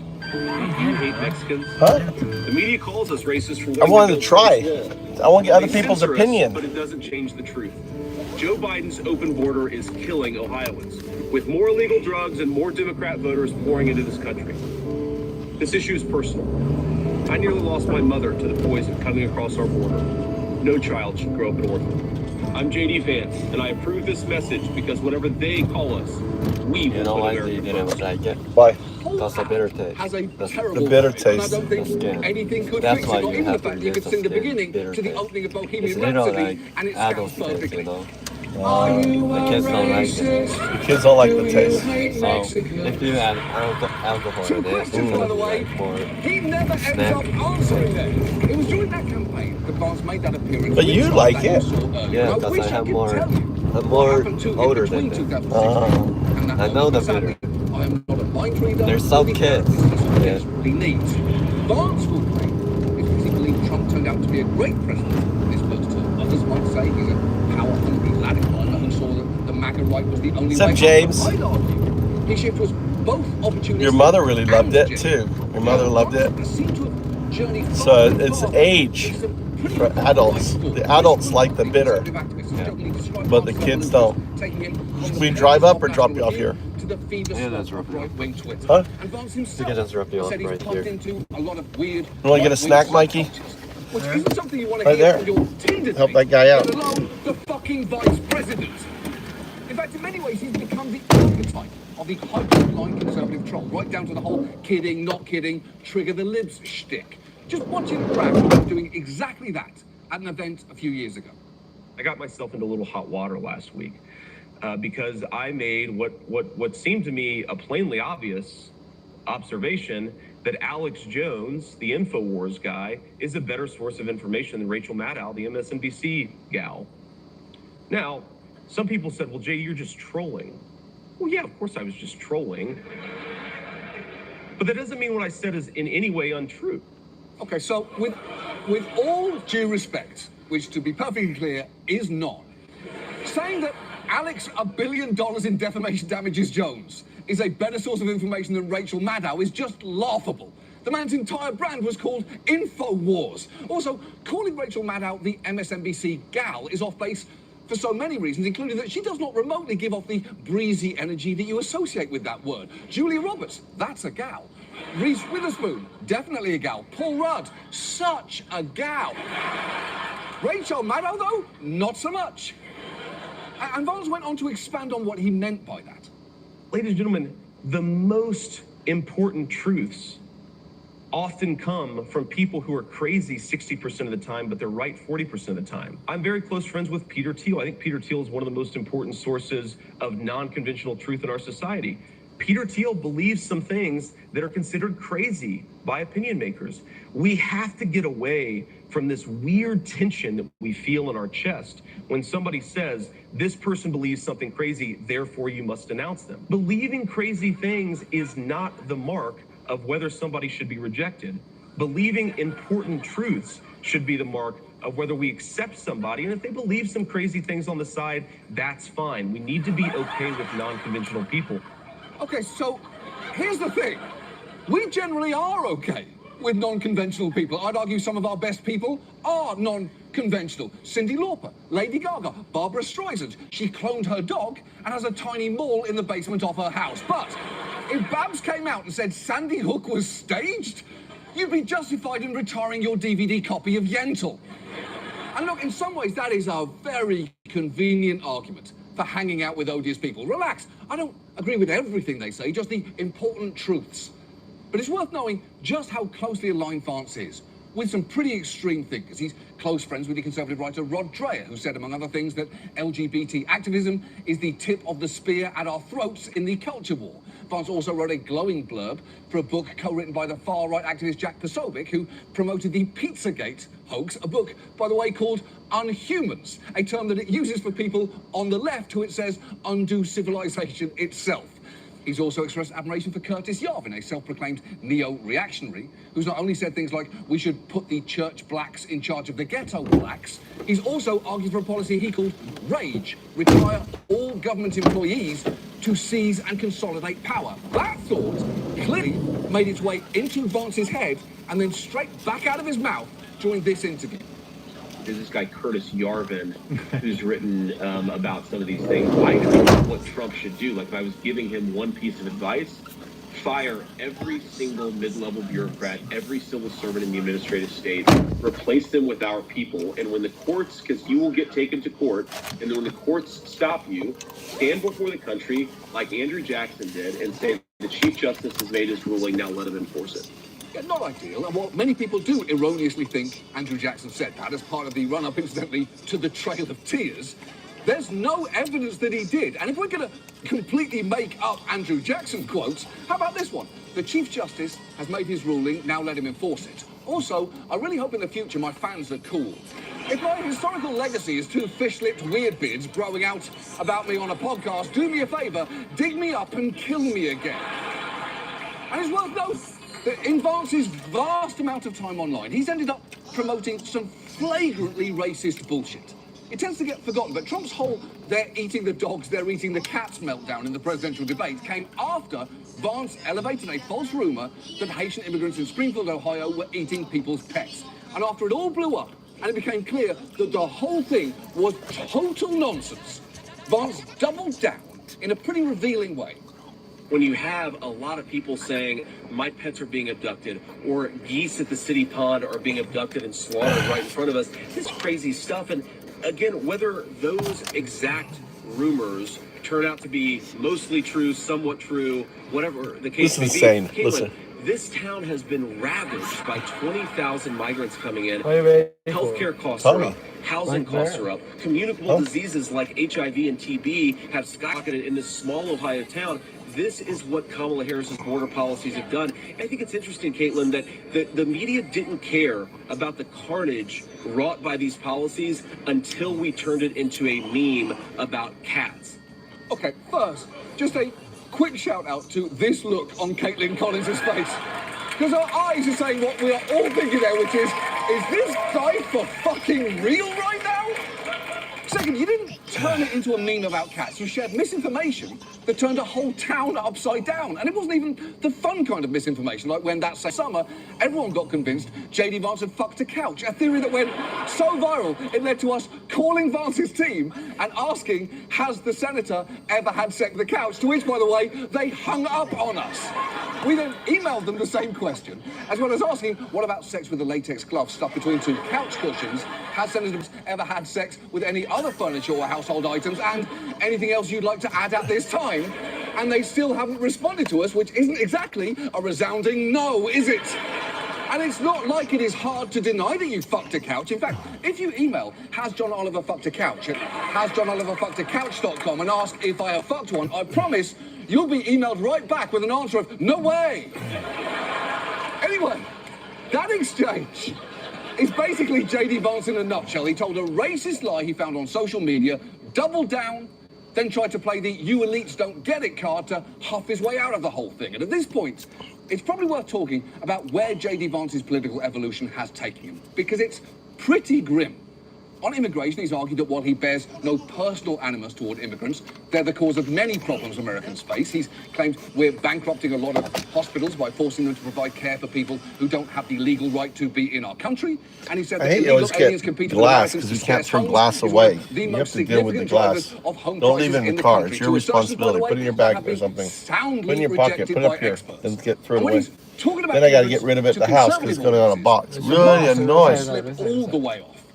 There is a logic to what the Democrats are trying to do. It's disgusting, but there's a logic to it. They want illegal aliens to steal everybody's job, and now they want illegal aliens to steal everybody's vote. It is totally reasonable and acceptable for American citizens to look at their next door neighbors and say, I want to live next to people who I have something in common with.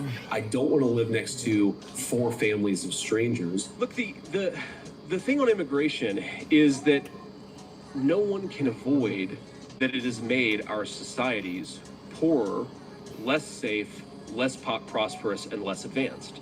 Okay, that is just route 1 bigotry. Also, it's a bit of a tell to say that you want to be able to look at your neighbours and have something in common with them. That only really means one thing. And for what it's worth here, I don't think most people's biggest priority in neighbours is having something in common with them. It's just hoping and praying that they don't have a creepy trampoline kid who stares in your windows all day. Can you just bounce the other way? Can you do another way bounce? But remarks like those are part of a pattern of Vance expressing anxiety that immigrants could replace Americans. With lines like, you can't have so many people coming to the country at a time when our own families aren't replicating themselves. Darren. And that gets to another of his major obsessions, which is Americans having more children. To him, I know, it's isn't he an great? Existential crisis. He's complained about the childless left and said the rejection of the American family is perhaps the most pernicious and evil thing the left has done, which is both untrue and just ridiculous. The most evil thing the left has ever done would be, hands down, these fucking candles. But this is a big deal fucking to Vance. candles.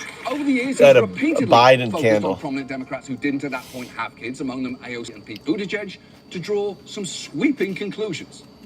There's just these basic cadences of life that I think are really powerful and really valuable when you have kids in your life. And the fact that so many people, especially in America's leadership class, just don't have that in their lives, you know, I worry that it makes people more sociopathic and ultimately our whole country a little bit less, less mentally stable. Wow! Having kids makes you mentally stable? It is something only someone who is not the default parent would say. Because try working a full-time job, always tracking when the diapers are about to run out, what size shoes your kids wear, what they won't eat for lunch at daycare, which toy's their favourite, when the doctor's appointments are, when picture day is, which songs you have to sing to get them to sleep, how many child birthday parties you have to do this weekend, and which ones specifically requested gifts. And also, if you leave the room, your child will scream bloody murder because you're the only one they want. I'm not saying kids can't give you a lot of things like joy, purpose, and hand, foot, and mouth disease, but mental stability is not one of them. And when pressed on those remarks a few years later, Vance's answer wasn't great. your position on those family values have gotten a lot of scrutiny lately. Sure. You've talked about childless cat ladies.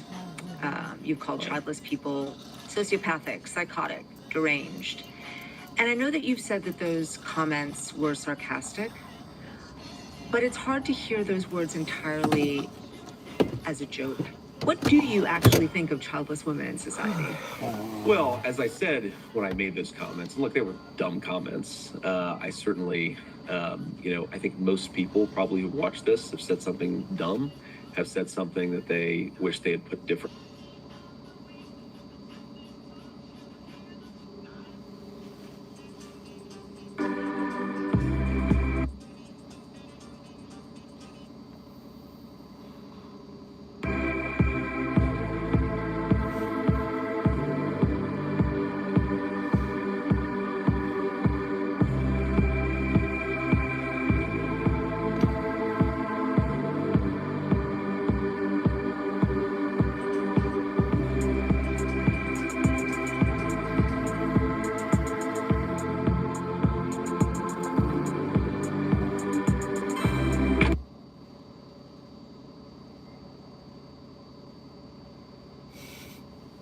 You said it over several, in several different venues. In a very, very short period of time. Oh, well, you heard it here first, folks. If you're mean, dumb, and wrong, but in rapid succession, it's actually fine. And as for everyone says dumb stuff, not like that, they don't. The normal dumb stuff people regret is usually things like Army Hammer is the next De Niro, or sure, I'll have a third Gordita Crunch, but not childless women are sociopaths. And if France really does want to make it easier for people to raise kids, there are things he could support. But he hasn't done that, and some he's actively opposed. For instance, he's railed against universal daycare policies, calling it a class war against normal people, and that normal Americans want a family policy that doesn't shunt their kids into crap daycare. And one of his solutions for high daycare costs was pretty infuriating. One of the ways that you might be able to relieve a little bit of pressure on people who are paying so much for daycare is make it so that maybe like grandma or grandpa wants to help out a little bit more, or maybe there's an aunt or uncle that wants to help out a little bit more. If that happens, you relieve some of the pressure on all the resources that we're spending in daycare. Holy shit, that is brilliant! Have family help! How did no one think of this? Just call the grandparents who are definitely close by and alive, or maybe an aunt and uncle who don't have jobs or children of their own to deal with. We can now close every daycare in the country because America's most eye-lined boy genius just cracked the fucking code here. Pack a bunch of family members into your house to help out, not too many though, or J.D. Vance will get nervous if he lives next door. And while he has gestured vaguely toward federal money to incentivize family to help out, I'll point out that hasn't happened. In fact, the only concrete action he took during his 2 years in the Senate when it comes to childcare policy was introduce the failed Fairness for Stay-at-Home Parents Act, which focused on helping parents who decided to leave the workforce altogether. And if you're getting the sense that what he really wants is to turn the clock back to the 1950s, you're getting warmer, especially given he's also expressed reservations about no-fault divorce. And this is one of the great tricks that I think the sexual revolution pulled on the American populace, which is this idea that, like, well, okay, these marriages were fundamentally, they were maybe even violent, but certainly they were unhappy. And so getting rid of them and making it easier for people to shift spouses like they change their underwear, that's going to make people happier in the long term. And maybe it worked out for the moms and dads, though I'm skeptical, but it really didn't work out for the kids of those marriages. Yeah, he said we shouldn't have made it so easy for people to leave violent marriages, which is just wild for multiple reasons, including, you know what happened? Before you could easily get a divorce, some women would kill their husbands. By making divorce easy and accessible, what we have definitely reduced is the amount of women in fabulous hats who claimed, my husband fell ill suddenly. That is not just a victory for feminism, it is a lifesaver for shitty husbands everywhere. But it gets even worse because Vance is also hard-line anti-abortion, as he explained in a radio interview when he ran for Senate. Should a woman be forced to carry a child to term after she has been the victim of incest or rape? But my view on this has been very clear, and I think the question betrays a certain presumption that's wrong. It's not whether women should be forced to bring a child to term, it's whether a child should be allowed to live, even though the circumstances of that child's birth are somehow inconvenient or a problem to the society. The question really to me is about the baby. We want women to have opportunities, we want women to have choices, but above all, we want women and young boys in the womb to have the right to life. Okay, every part of that is awful. Not just calling becoming pregnant by rape an inconvenience or taking women out of the pregnancy equation altogether, but also the phrase young boys in the womb. What the fuck is wrong with you? If you can't discuss the realities of pregnancy without sounding like a high school football coach subbing a health class, don't comment on them at all. So that is at least in part who J.D. Vance is, and I'd argue it is repellent. But the dangerous thing is, he's proven himself able to hide the worst parts of himself at moments when the most people are watching him. Take the VP debate, where for 90 minutes, he managed to come off as measured, reasonable, and compassionate. Several times during that debate, Tim Walz actually said, "I agree with you." And once it was over, many analysts seemed surprised by what they'd just seen. Let's face it, Vance looked very reasonable. He looked rational. He seemed at many moments to be reasonable. Yeah. And that was clearly a change in tone. I was getting texts from Democrats, panicked, quite frankly, who were saying, wow, he's really moderating himself on a lot of these issues. He's the most likable he has ever been. Yeah, it's true, even though for what it's worth, it's not like that is the highest bar to clear, is it? It's basically saying the Mucinex mascot is more fuckable than ever. That's not saying as much as it frankly should. The point here is, when the next election rolls around, if he can put that act back on when everyone is looking, we may be in trouble. All of which is why it is so important to remember who J.D. Vance actually is, because he'll present himself as an anti-elitist man of the people. But much of his career has been bankrolled by tech billionaires. He'll go to bat for Alex Jones, arguing we should show grace to those who are 40% right, but he'll happily co-sign on childless people being sociopaths and the left being unhumans. He'll offer empathy and understanding when it comes to non-conventional thinkers, but has no problem deriding immigrants as a net negative on society, and it's not hard to see what the difference between those two groups are. The point is, I know Vance is easy to write off as a charismaless arsehole, but scratch even 1 inch under the surface, peel back the beard, and you'll find something far worse. His batshit views and his bare fucking face. Oh, and one last thing. J.D. Vance also stuck his dick in between the cushions of a sofa and thrust himself back and forth until climax. And if I may quote the man himself, yeah, of course I was just trolling by saying that. But that doesn't mean that what I said was in any way untrue. And now, this. And now, Kelly Clarkson does not like horror movies. Well, let's talk about the new movie. It's Maxine. So what's it about? It's scary, right? It's a horror. Yeah, it's horror. Are you into horror? No. Me neither. I have to be completely honest with people on my couch when they say they're in a horror film, and I'll be like, you're never gonna watch your thing. Horror movies, like, I will pee my pants. How are you with horror films usually? I don't watch them. Do you usually like watching them? No, I don't. My first one really that I watched was Get Out, and that's when I was like, I never went on a waterbed because of Freddy Krueger. Johnny Depp was always going to the waterbed scene in Freddy Krueger. It's always in my mind. Yeah, Freddy Krueger was the scariest thing I ever saw. Freddy Krueger was my guy. Oh my God, we're so different. I don't watch horror. No thanks. I don't do scary. I don't watch them. I don't watch horror. I'm like, peace out. You do like horror. Do you? I love horror. Oh, me? No. Oh my God. You know? No. Kelly, No. why? You know what? I saw this is random, but I saw something in my childhood, and it was actually a church. And it was this demon, and it was on top of this person. They were frozen. And I was like, oh my God, I don't want to go to hell or see a demon ever in my life. And it ruined me. I don't watch anything scary. It was church. That's our show. Thanks so much for watching. We'll see you next week. Good night.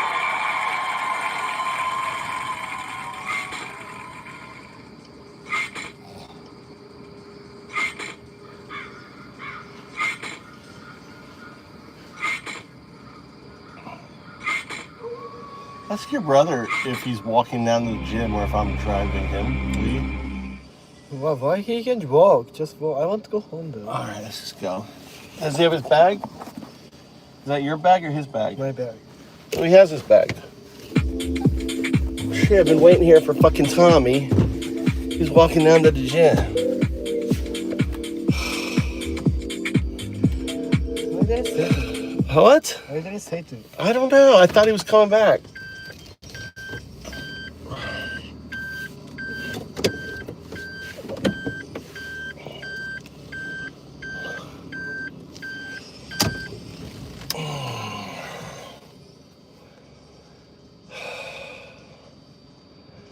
Power now. I was waiting for Tommy, thinking Tommy was coming, but he's not. I guess he's walking down to the gym. We're gonna go to the store now, pick up a scrub brush.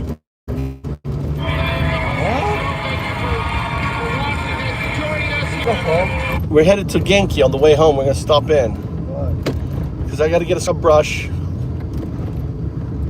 And if you want to pick up a snack or something.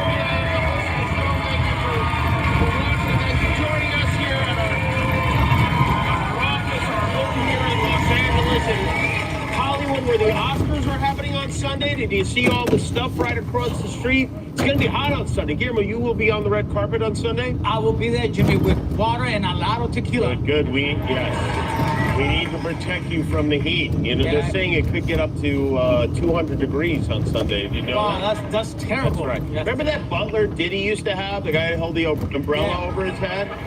We need to get you one of those. Yeah. We have a big mystery to solve right now here in this city. $250,000 worth of male sex toys that were loaded onto a train headed from LA to Dallas have vanished. They are nowhere to be found. They loaded them on a freight train, and when the train got to Dallas, it was empty. The company says the thief made off with 330 handy massage tube pleasure devices and 289 handy massage pro model pleasure device. Police are looking for a suspect with 619 penises. So please, that is a lot of sex toys. Can you imagine planning that heist? Guys, we're gonna get the gang back together for one last job. And it's gonna be hot, you'll see. I'd not heard of the Handy Massage 2 Pro, so I Googled it, and it seems to be some kind of mini robot Lauren Boebert. It's the Handy 2 is engineered with next-gen technology and built with our community feedback at its core, enabling new levels of interactive pleasure for penis owners, whether solo or with a partner. Penis owners. Do we even own our penises? I mean, I feel like my penis owns me in a lot of ways. Anyway, I hope they find the thieves, and I hope those items are returned to their rightful penis owners. You hate to see people have to go back to doing that by hand, you know? This is why we need to get the Homeland Security Department back to work. You know, the DHS has been partially shut down for almost a month now, and this has been a real problem at the airport. Roughly 50,000 TSA employees are currently working without pay. More than 300 TSA agents have quit since the shutdown started, and the number of agents calling out sick have skyrocketed, which of course has resulted in massive delays. It often takes hours to get through airport security now. Staff shortages have gotten so bad. I don't know if you guys flew, but officers at some airports are being instructed to only do searches on travelers they find attractive, which is weird. And now you can't even just drive.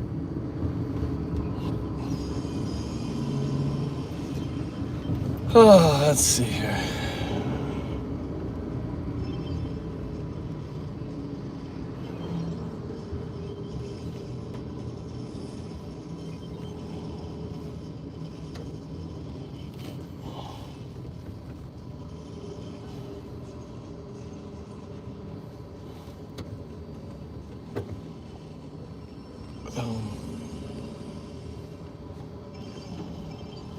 The Daily Show. My name is Jon Stewart. Man! I think I might have come in too hot. Hold on. Jon Stewart. We got a great one for you tonight. Later on, I'm going to be joined by the mayor of San Jose, California, Matt Mann. He's going to be here. He is one of the over 400 candidates currently running for governor of California. In the Democratic primary, we'll talk to him. But first, As you're well aware, the terrible war has been raging for 2 weeks now. But as of last night, it is clear that opera and ballet have defeated Timothée Chalamet. No contest! A knockout!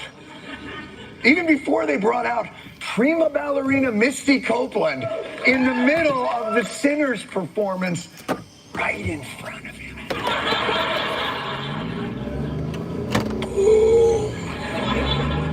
So, up to Deflator Mouse. Is that the play? Well, I don't even know. I like how we put it in the parentheses there, the bat. As though that's not common knowledge amongst the people. By the way, also another conflict with a less certain outcome. Let's get into it right now with our ongoing coverage.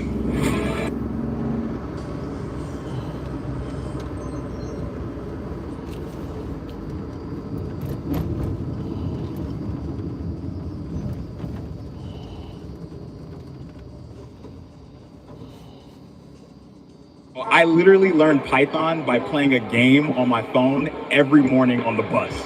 No. Nothing bad can happen. It can only good happen. It can only good happen.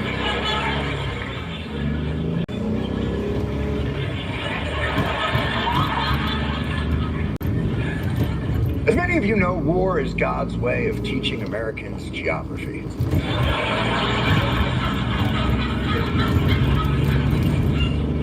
And class is in session. I give you the Strait of Hormuz. Of course, Gen Z will tell you, no, Hormuz is 100% straight. But it's a passageway choke point for 20% of the world's oil, kind of a lazy river for fossil fuels. Not to be confused with the strategic Iranian island of Khark, which we also attacked. We attacked Harg and Hormuz. Because if we've learned anything from these past 20 years, it's that America will bomb anywhere that has a Scrabble score above 12.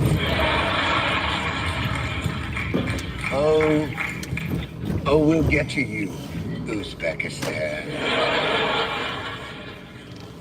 And you guys, you're not gonna believe what Iran did after we attacked them. Breaking news. The Supreme Leader said that the Strait...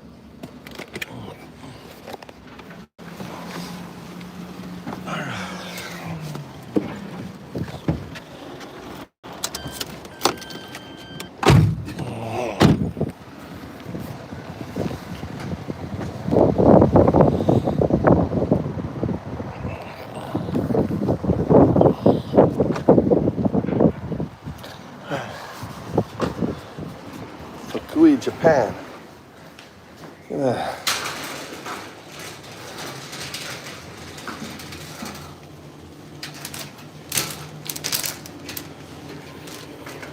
Okay, I need to find some scrub brush.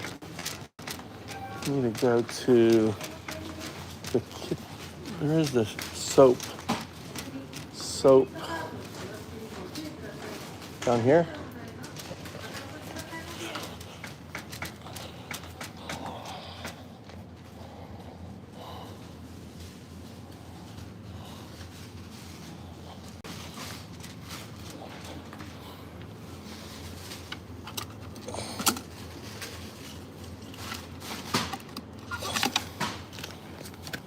That's good.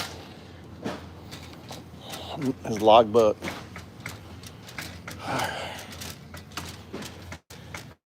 We're looking for, these are socks, diapers, baby food,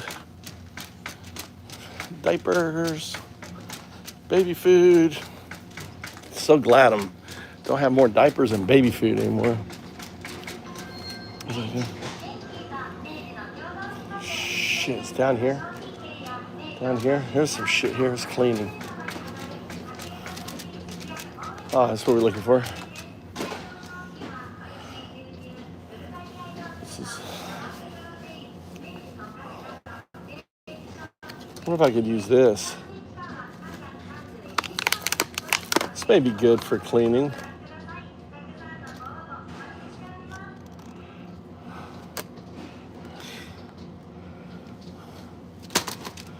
I want the one with the,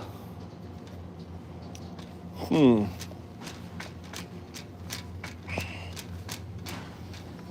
don't know if this is the right one.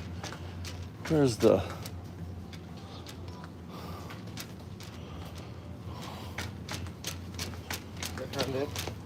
huh? I haven't found it. I'm looking for here. Maybe it's here. I have one at the house right there. That thing down there. Get to it, guys. Okay. Let's go.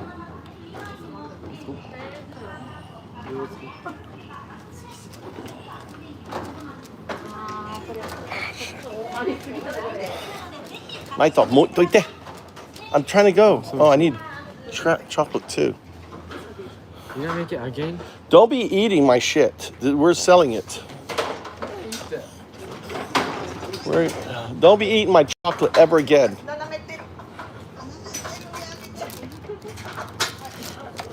I'll grab my basket. We need sugar.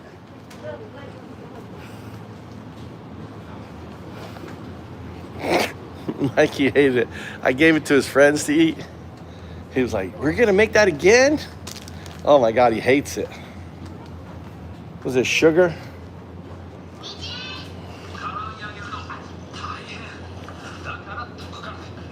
Oh, there's salt and sugar. 5 kilos. God damn it.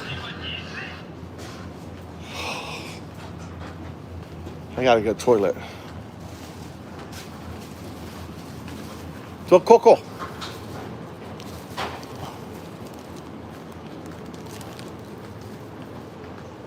What are you doing? I gotta go. What are you doing? Don't be eating my chocolate.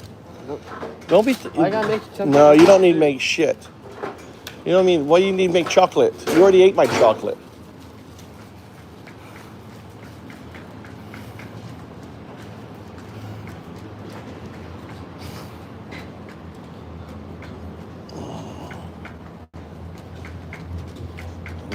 We're out of chicken.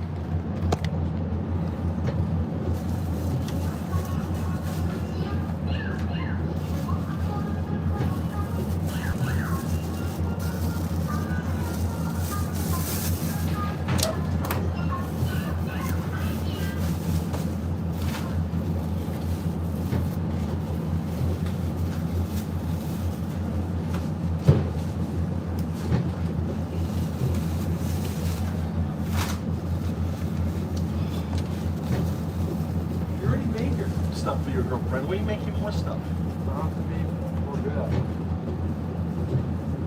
What, is that sugar or is that salt? The big 5 kilo.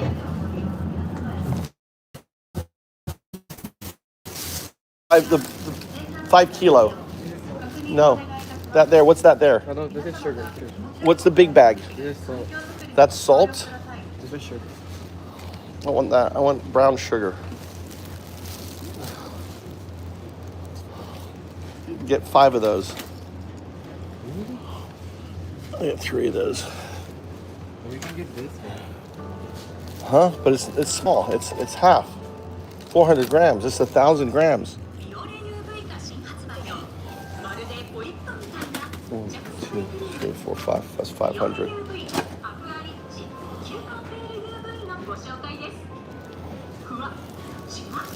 And that's salt. Why is salt so expensive? I guess that's for making skimono or something. Huh?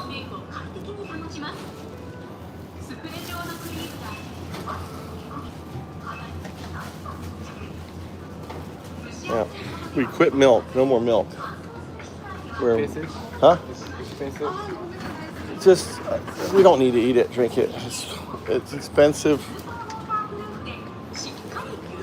Or drink water. We're thirsty, drink water.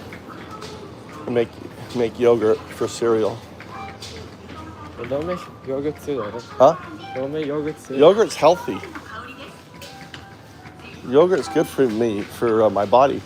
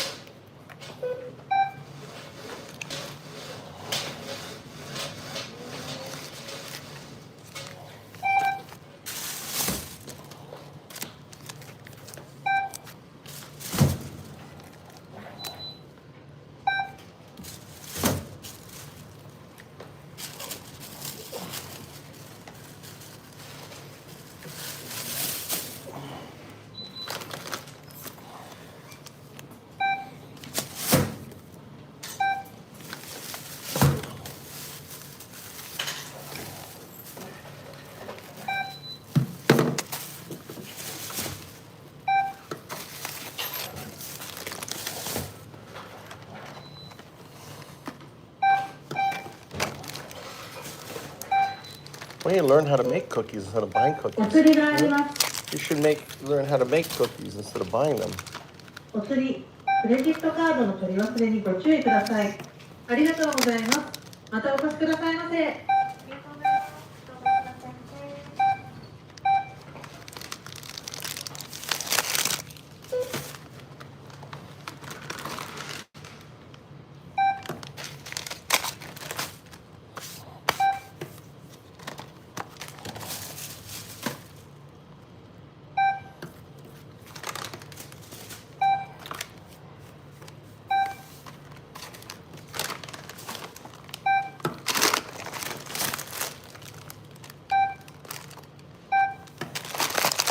Wow, exactly 6,000.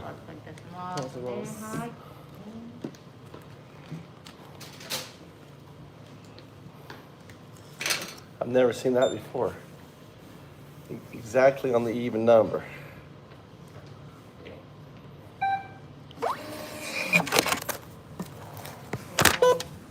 お釣り、クレジットカードの取り忘れにご注意ください。ありがとうございます。またお越しくださいませ。ありがとうございます。ありがとうございます。 Here, Mikey, take the. I gotta go pee. You got it? Yeah, toilet. Yeah, use the toilet. Let's see. Kill the camera. Where's the camera on here? Kill the camera.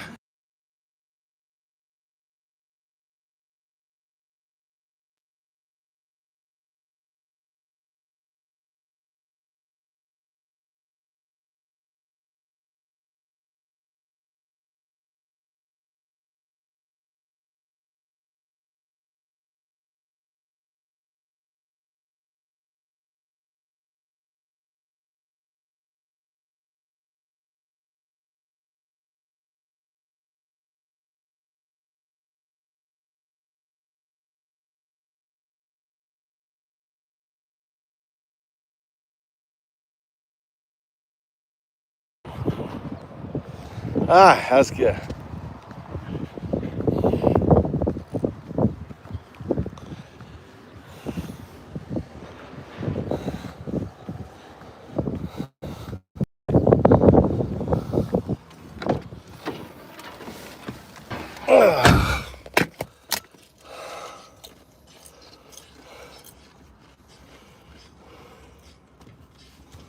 Which is a critical shipping lane for nearly 20% of the world's crude oil, will police remain car. closed. Look at that. They're taking the money. They got the money. What money? From the store. Was They're it taking out the scheduled money from the maintenance? store. Oh, wait. Is this Yeah. because of the Armored incessant truck. bombing? Oh, That's we're the gonna armored play truck. the one card we have to See the stop truck you from they have there? collapsing all of our infrastructure.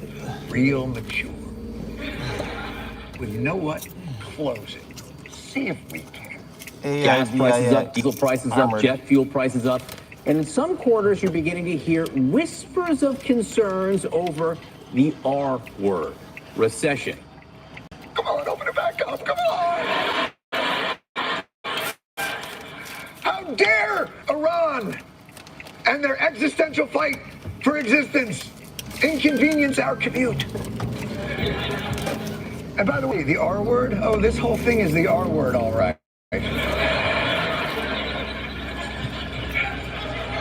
That's not the R word I would use for the decision to attack Iran. But has now closed the Strait of Hormuz, leading to surging gas price and risking the global economy. Of course, there was no way to know that that was going to happen.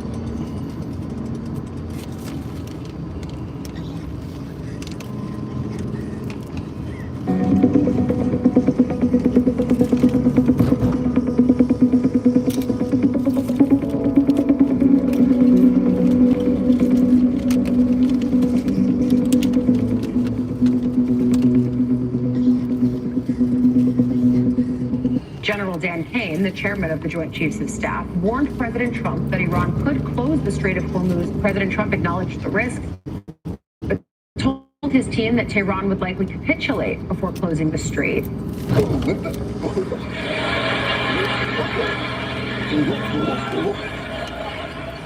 Oh, don't worry about it, everybody. Gee, who would have thought that a guy who did this during a solar eclipse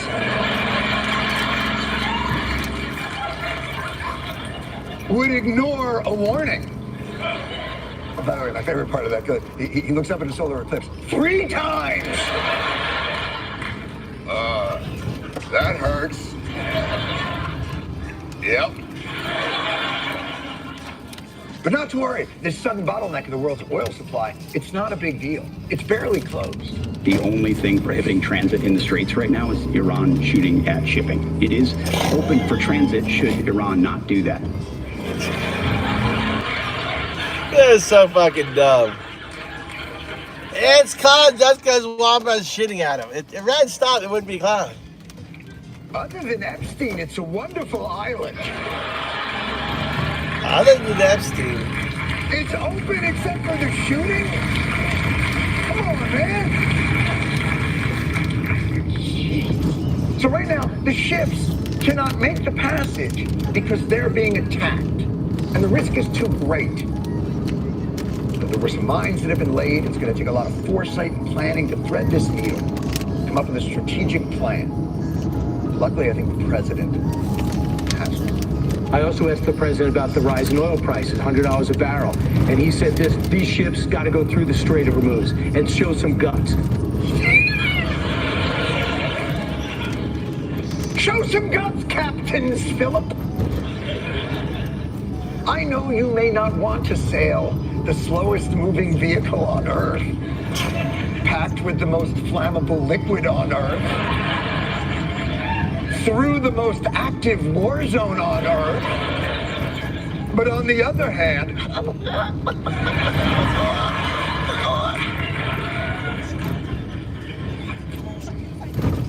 what are we doing?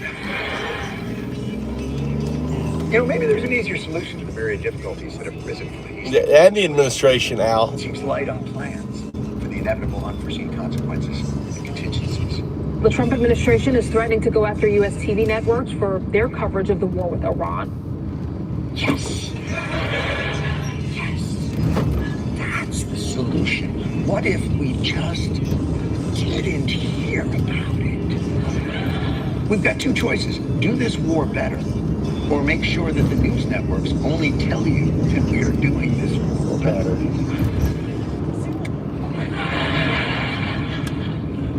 I know which one FCC Chairman Brendan Carr prefers. FCC Chairman Brendan Carr posted this on X. Quote, broadcasters that are running hoaxes and news distortions, also known as the fake news, have a chance now to correct course before their license renewals come up.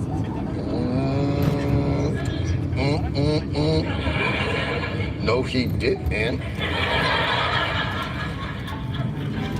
Networks have to learn. You better not lie and give misinformation about how this war is going. That's Donald Trump's job. Did the United States bomb a girls' elementary school? Based on what I've seen, that was done by Iran. They have no accuracy whatsoever. It was done by Iran.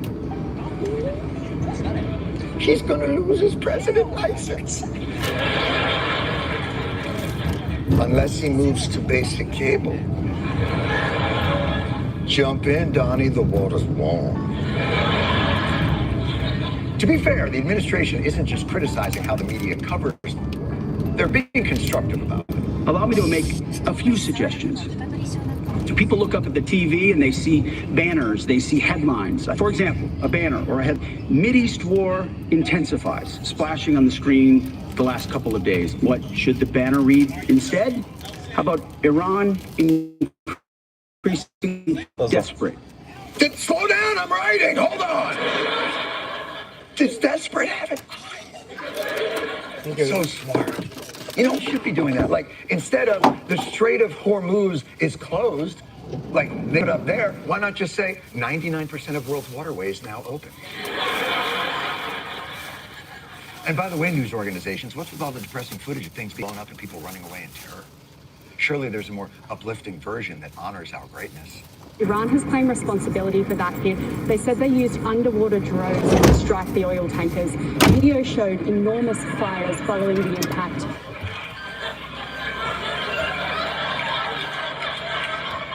Was that so hard? Well, if you can't trust the fake news media, and we've got so many unanswered questions about the reasons for war, how long it's going to go, I mean, who can we turn to for clarity? To give it to us straight. There's no better communicator than our president. President Trump laid out clear objectives to the American people. He's the best communicator I've ever seen.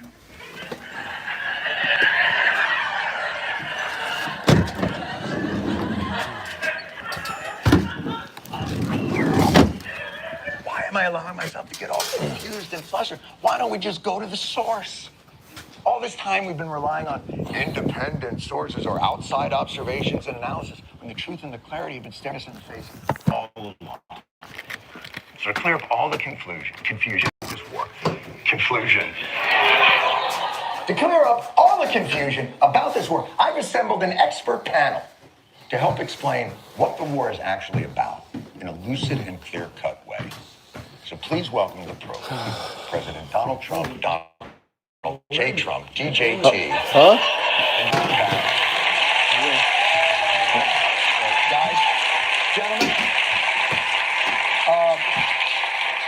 Gentlemen, thank you so much for joining me today.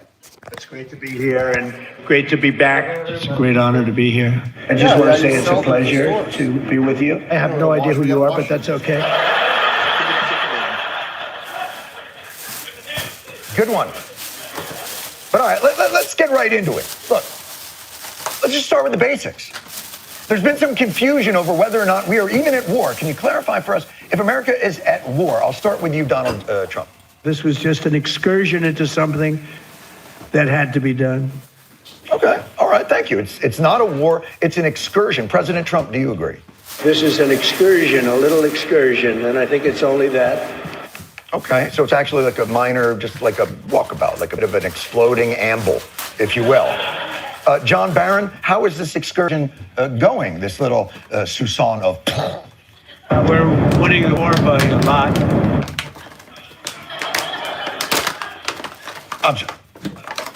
So it's a war, because earlier we heard President Trump and Donald Trump say it's an excursion. It's both. It's an excursion that will keep us out of a war. Okay. All right, DJT. It's both a war and an excursion that will stop the war that it isn't. Excursion in the streets, war in the sheets. Is that what I'm hearing? It sounds good to me. I bet it does, sir. But thank you so much for not clearing that up. Do you have any sense of how long this is going to go? Combat operations continue at this time in full force, and they will continue until all of our objectives are achieved. Obviously, we have to bear down and achieve all these objectives before we could ever just stand up and say, it's over, we won. We won the bet. In the first hour, it was over. That was 2 weeks ago. So the objectives, if we won and our objectives are met, and that was 2 weeks ago, why are we still at war? But we haven't won enough. Motherfucker. So we're there till we win. We've won. We haven't won enough. I'm sorry. We've got Don from Palm Beach on the line. Sir, you said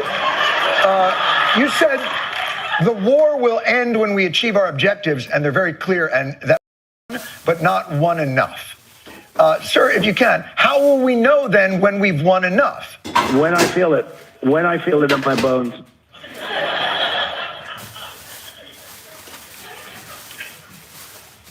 All due respect to your bones.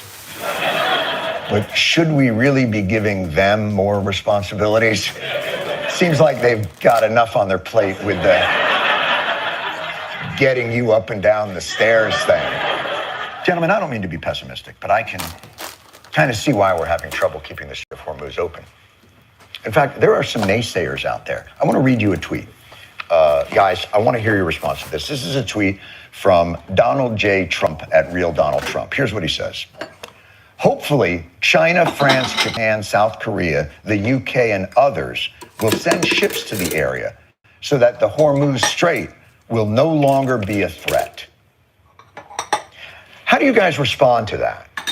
that tweet by Donald Trump. Would the military support of other nations be helpful and welcome in this endeavor? We don't need anybody. We're the strongest nation in the world. We have the strongest military by far in the world. We don't need them. Everybody needs us. We have the weapons. We have the strength. We're very strong. They need us much more than we need them. I will tell you that right now. See, this is the clarity. This is the clarity that we've been looking for. We're going to go it alone with our bomb buddy Bibi. We're the strongest country in the world. All right, let's move on to another topic. I'm sorry, Donald, you had something you wanted to say? They should be not only thanking us, they should be helping us. What does surprise me is that they're not eager to help. We need anything, any piece of apparatus that they may have because of a situation that they have, they should be jumping to help us. We requested 2 aircraft carriers, which they had, and he didn't really want to do it. I said, why don't you send some ships over? And he really didn't want to do it.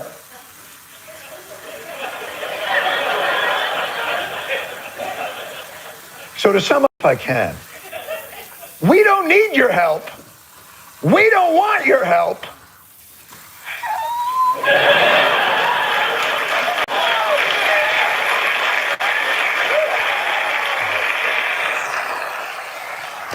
Look, I know we're not the only people affected by this bombing campaign. The Iranian people are suffering under this terrible regime. To the Iranian people. Now is the time to stand up for the Iranian people and help take back your country. Now is the time to seize control of your destiny. I call upon all Iranian patriots who yearn for freedom to seize this moment. That's big. You're calling on the Iranian people to try to overthrow their own government. Donnie, down in Palm Beach, do you agree with that statement? So I really think that's a big hurdle to climb for people that don't have weapons.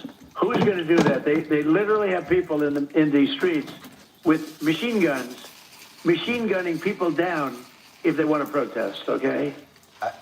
Sir, it's an excellent point. Donnie makes an excellent point. Guys, there seems to be some disagreement amongst the Trumps on the merits of, let's call it an Iranuary 6th type movement. And I've got to be honest with you guys. I mean this. There are others even more critical of your decision to launch this war. I'm going to play you this for you, and then I'd like your reactions. Our president will start a war with Iran because he has absolutely no ability to negotiate. Guys, I mean, you can dismiss the comment, but that's from the author of The Art of the Deal. How do you respond? I would say that it's one of the dumbest things I've ever heard. Really are a loser. What an idiot. What a jerk. Low IQ. He's a low IQ individual. Well, sir, I can't disagree. You know, there have been many who've been saying for some time, you know, I wonder, we may have disagreements about how long this is going to last or what the ultimate objectives are, but I think we all agree that sending American men and women into harm's way is the bravest decision any American president can make. I think the American people wish Godspeed to our soldiers, wisdom to our leaders, and a just peace that accommodates and recognizes the humanity of all those. I'm sorry, am I boring you? Oh, President Donald Trump, am I boring? Donald Trump, can you believe this guy? Oh, for sake! Does anyone on the panel want to jump in and... Oh, my God! You're all... Wake up! All of you! Son of a bitch! You know what? I didn't want to have to do this, but... How's the ballroom renovation going? We needed it for 150 years. I think I'll save money on the doors, because you can't get more beautiful than that. Thank you for clarifying all of our questions on this fresh war.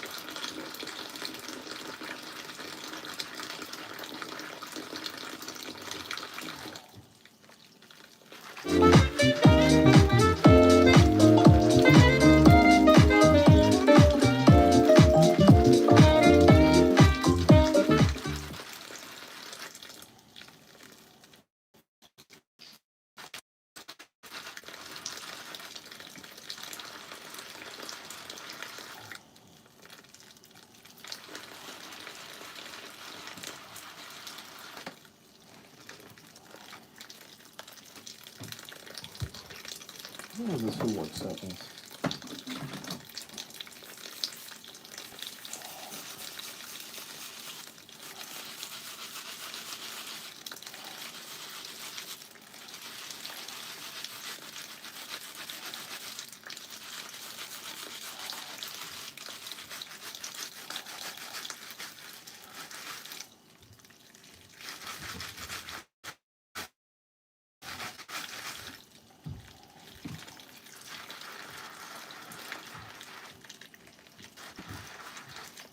Michael, you want to help me clean these?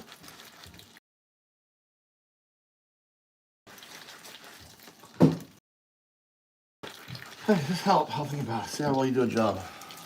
Then take your shirt off.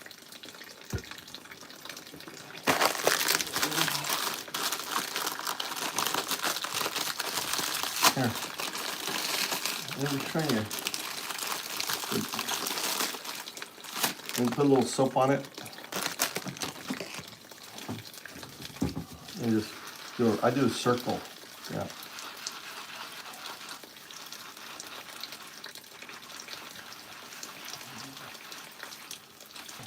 What did you pay for this? Huh? What, the oranges? Or free from our garden. So the oranges are free. So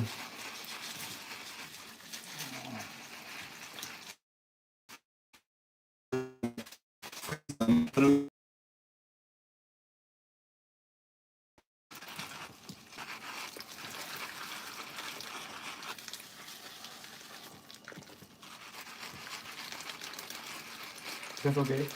yeah, it's perfect. That's really nice. You're a pro, Mikey. You're a pro. That's good. Also good for your.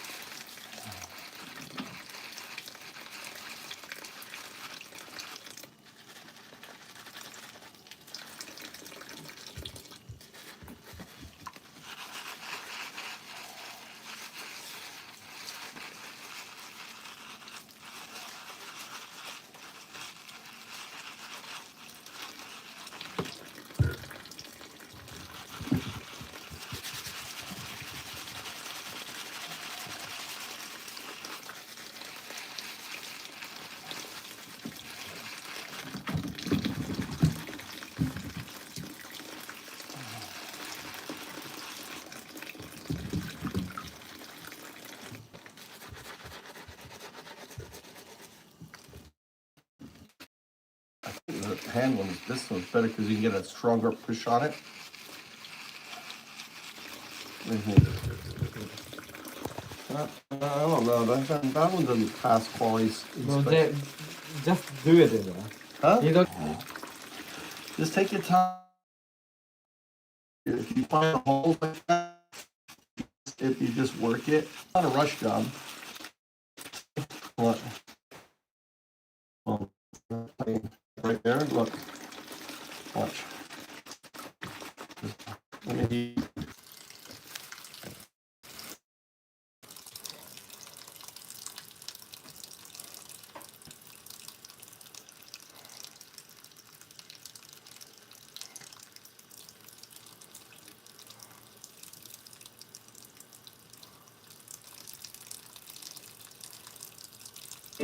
More journeys, great fairs, Tokyo and beyond.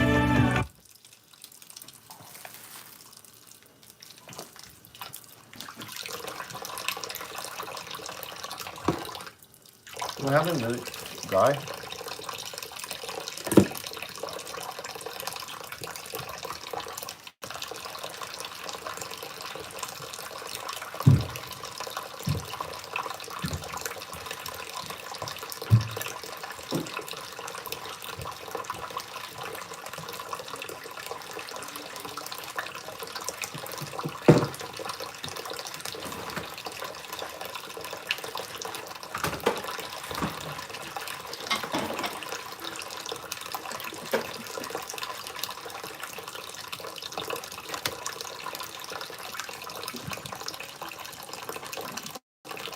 can decide to go to war, but it can't decide how it's fought. And it doesn't get to decide when the war ends. The US is now running out of these air defenses. The Iranians are bringing out more and more powerful drones and missiles. They're hammering Israel. We're not getting much pictures out of it, but that's because the Israelis do not permit it. I think we deluded ourselves in some of the propaganda. If you're not honest about objectives, you can't predict what the opponent will do. Well, everyone, we're very honored to welcome back into the studio Professor Glenn Deason. He is one of the fastest growing geopolitical YouTube channels in the space, doing incredible interviews with people around the world to get us all the best insights into the Iran war. But I thought for today's episode, why don't we bring the master interviewer in for an exclusive interview and get his thoughts as a European as we're looking at this unprecedented conflict in Iran. Professor Deason, welcome back to the show. Thank you, and thank you for the very kind introduction. Absolutely. My first question for you is, I'd like to know what the Europeans are thinking about this conflict, because right now in the United States, we see this war is very largely polarized. You know, some people are supporting it. I would say the majority are not. But in Europe, I'd like to know the sentiment and what many Europeans are thinking. You know, for example, we've seen the Spanish government has come out and said to the United States, you're not allowed to use our military bases, which caused a very big problem for the U.S. But give us a little bit of an overview of what this major sentiment is in Europe and what European leaders are doing. Well, I think, as you said, Europe becomes, or even the EU becomes 27 member states. So it's very hard to get a common position. Indeed, I tend to advise against the common position, because the only way you can get 27 countries with different interests and different perspectives to agree is by presenting something overly simplistic as a struggle worth of a good versus evil, and others say, well, even if it was a good idea, how exactly will be this? How will it be achieved? Also, not just what the perspective is regarding Iran, but the relationship to the United States is also very much front and center. Then even, as you mentioned, the Spanish, who are the only ones who essentially opposed this in a big way by denying the U.S. access to his bases. Trump went on saying he was going to cut off trade with the Spanish, and which is difficult because an EU member, but and you just see Merz sitting right next to him saying nothing, just to show that displaying the loyalty to the U.S. is kind of elevated above any loyalties to the other European states. But overall, the calculation of Merz, which he more or less been a bit open about, was the hope that if he shows full loyalty towards the United States on this, then perhaps the U.S. will return the favor and take the European position on the Ukraine war, which is to keep it going and not seek an early settlement. So, the Europeans are a bit all over the place on this. They're very split, and some are just trying to see where the chips are going to land, because if they thought a regime change was possible, then they want to, bet on the winning horse. Now that they see this is just escalating and this will be a huge debacle, then some are trying to scale it back and distance themselves. So they're all pulling in different directions, and I guess there's no such thing as European at the moment. Yeah, that's a great insight. And I want to talk a little bit about Russia, because that is your area of expertise. You've always been a very, great intellect and given us amazing insights into the Russia-Ukraine war, for example. But I think an interesting development from this Iran war is that this is, Russia has largely been the biggest winner of this war. Obviously, we've seen oil almost double in price. That certainly helps Vladimir Putin with his efforts. What is your thoughts right now concerning Russia and?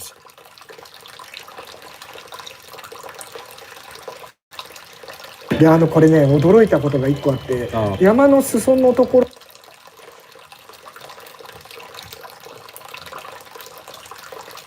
が少し剥げてるというか、ここら辺です違いますよね。そうですね。あそこ今ロープウェイとかが通ってるところなんですけど、その下にも信長の館ありましたよね。発掘とか調査で分かったのが人工的な滝が流れてたんで、多分これイメージしてると思います。もしかしたらそうですね。これだってここだけあえてあんなデザインにわざわざで2筋の滝が流れてたということらしいんで、ちょっと見えません？真ん中の筋。確かに。はい。1個2個。how they're benefiting from the Iran war and how that's going to affect the future of U.S. foreign policy. Well, I think the temporary benefits, at least, they're quite attractive. That is, oil prices are going through the roof, between 150 and 200 by the end of the month, if it continues down this path. So this is good for Russian oil and gas revenues. We see that all these weapons which were destined to Ukraine to kill Russians, are now instead being diverted down to the Middle East. So this is also good for Russia. We see that countries such as India, which were, bowing a little bit under U.S. pressure to scale back oil purchases from Russia, they now, they kind of had their comeuppance. That is, they now learned that because the U.S. had to come back to the Indians and say, oh, actually, you should buy Russian energy now. Last week we told you not to, and we're pressuring you with threats. Now we're telling you should, because we have to, to take care of and stabilize the oil prices. But now they're not paying the discounts. Now they have to pay premiums. So kind of the countries who bow to the U.S. pressure are showing that this was maybe not a good idea. If you look at the Gulf states as frontline states, they have to now more or less come to the conclusion that while in the 90s and 2000s, being frontline states for the hegemon was a way of having ultimate security, while if you stood outside, you didn't have security. In other words, the U.S. monopolized on security. Declining hegemon in the multipolar world will act a bit more desperate, and as the Gulf states recognize that this is actually making us more vulnerable than having security. I mean, they would not be attacked if they weren't hosting U.S. bases. So it's not a source of security, but insecurity. And this lesson, they hope, I guess, will spread around. You already hear some talks in South Korea. Why we, for example, let's consider. And also, they couldn't help but to notice in South Korea that the U.S. pulled out their thumbs and the Patriots because they want to protect someone else. Someone that the Gulf states also complained about, that all their missile defenses went to Israel, and probably they're hoping that maybe the Europeans will come to this conclusion as well, as the U.S. now, planning to pivot away from Europe and leaving this whole mess with them. In other words, it's not the 90s anymore. Pledging full loyalty and outsourcing security to the U.S. does not give you full security. But also, I think for some, it might be a possibility as well to retaliate, I guess, against Europeans. So a commentator from the state media in Russia who argued that the British shouldn't have targeted Bryansk in Russia with these Storm Shadow missiles, because now the British military will be targeted in the Middle East, which I don't doubt. I'm very sure that the Russians, I have no evidence, but I'm pretty sure that they will be handing intelligence over to the Iranians, where the critical radars, missile defense, all of this. But just as a last point, I think, well, there's a lot of benefits, if you will, or as you said, Russia becomes the main winner of this war. Which is true. It doesn't mean that if they have an opportunity to put an end to it, I think they would, because this can spiral out of control into a world war. And also, they don't want to see the Iranian government fall either, because since 2014, the Russians shifted from this Gorbachev goal of a common European home to greater Eurasia. And essentially, they want all the countries in the East to deepen their cooperation, and they want multipolarity. So the Russians don't want to put all their eggs only in the Chinese basket. China will, of course, be the most important partner, but they want it's a very asymmetrical partnership. The Chinese are so much more powerful economically, but that's okay as long as they can diversify, which means link with other great powers, such as Iran. And Iran they can't afford to see Iran fall, which is why they will do what's required to help Iran, short of a direct shooting war with the United States, of course. Professor, I wanted to get your insights because you have spoken with dozens of analysts and policymakers on your own channel. And I want you to think of, from all of these conversations, what do you think is the single biggest miscalculation that Western policymakers are making right now about Iran? I think we deluded ourselves in some of the propaganda. That is, we told ourselves that, the Iranian government or regime, as you say, is evil, illegitimate, and essentially our objectives was to help liberate Iranians or liberate Iranian women. And this kind of sounds like a very limited objective, benign in nature. If you're not honest about objectives, you can't predict what the opponent will do. So the goal was always regime change from the US and Israel. I think this is very clear. And for a country like Iran, which doesn't have a unified opposition, there's no replacement government waiting in the rear to be put into place. So this would mean that any regime change would likely result in some kind of a civil war. Different ethnic groups might break apart, which would cost hundreds of thousands of lives. So it's not just the government survival at stake, it will be Iran itself. So this is quite significant. If you don't recognize the threat, you pose to the other side, which is that it's an existential threat to Iran, then you can't predict its retaliation. So, for example, I read in the Wall Street Journal that the Trump administration had kind of dismissed the possibility of Iran closing the Strait of Hormuz. Well, on my channel, I interviewed a lot of people, like Marandi. Sayyid Mohammed Marandi was a former advisor to Iran's nuclear negotiation team. He's been on my channel saying for weeks, if they attack, first thing we'll do is shut down the Strait of Hormuz, and we're going to target every single military base of the United States across all the Gulf states, because this will be a war for survival, and it's not going to be gradual escalation. We'll go all out right away. I talked to Western experts, Iranian experts. They all kind of confirmed, yeah, this makes sense, because if you fight for survival, this is what you do. But in the West, we kind of told ourselves, no, we're not threatening anyone's survival, because we have to give ourselves benign intentions. But if you're not having an honest analysis about your opponent's security concerns, then you can't assess their policies, and you end up going down this disastrous path. And there is no, same with Trump's escalation. He suggests that, if I just threaten to bomb Karg Island, then definitely the Iranians will have to just put their hands up and say, okay, this will shut down our economy, we give up now. But there is no capitulation, because capitulation means destruction. It could mean the end of Iran as a state. So they will fight on, and they will only put more pressure on Trump then to, if they call his bluff, that he might have to do it. And then the whole region will be on fire. Again, for me, this is just like the war in Ukraine. We refuse to accept that Russia sees this as an existential threat. So we think, if we send a bit of weapons, we elevate the cost, and the Russians will pull back because it's not worth it. But they see this as an existential threat. If they would lose, they would bring out the nuclear weapons, if that's required. So, this is why it's important. We always have to be honest about your opponent. Don't hate your opponent. You should be honest about their security concerns. Otherwise, you can't assess their policies, and then you can't adjust your own policies accordingly to, enhance your own security. So I think this is the main problem. I think we deluded ourselves. But we always do this. Same with Iran, Afghanistan. We were there for 20 years, so little girls can go to school. We destroyed Libya and Syria to help human rights.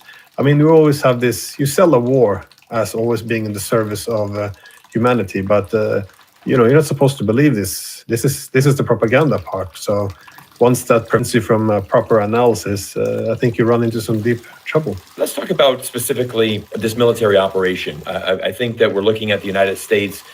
Initially, probably the message was, look, we're going to go in. This is going to be a quick war. A couple of days, we're going to wrap this up. We're now entering into the third week. And I think for many experts are now thinking this is certainly not going to end anytime soon. It could be a long, drawn-out conflict. Like you had pointed out, Professor Marandi, who's doing a great job as well, giving the Iranian perspective. This is an existential threat to Iran, right? So they are going to continue to escalate and take it to a level that has never been seen before, because this is about survival for them. What do you think as far as the U.S. troops on the ground? I mean, their plan for attack right now. Is Donald Trump in too deep right now? Does he not have an exit ramp from this? Is escalation the only way? Do you think that we could potentially see U.S. troops on the ground in Iran? Well, in a limited way, perhaps. That is, if they want to really open the Strait of Hormuz, then they would need to try to, I guess, invade part of their coastline. But it would be very difficult to supply and support. So the amount of casualties it would take and the amount of troops which would be devoted, it's hard to say. I would be very critical whether or not this could be successful. So I think ideally they would rather use proxies, like we do when we fight the Russians, to fight with Ukrainians. So, but at some point, they suggested that the CIA was arming the Kurds, both on the Iranian side and the Iraqi side of the border. But then it turns out that they probably want to join, especially now that they realize that they would be possibly on the losing side. So that's not going to happen. We saw some drone attack at some random place in Azerbaijan, which didn't make much sense. Iran took credit for all attacks except these ones. And then, so it could have been an opportunity to try to pull in the Azerbaijanis.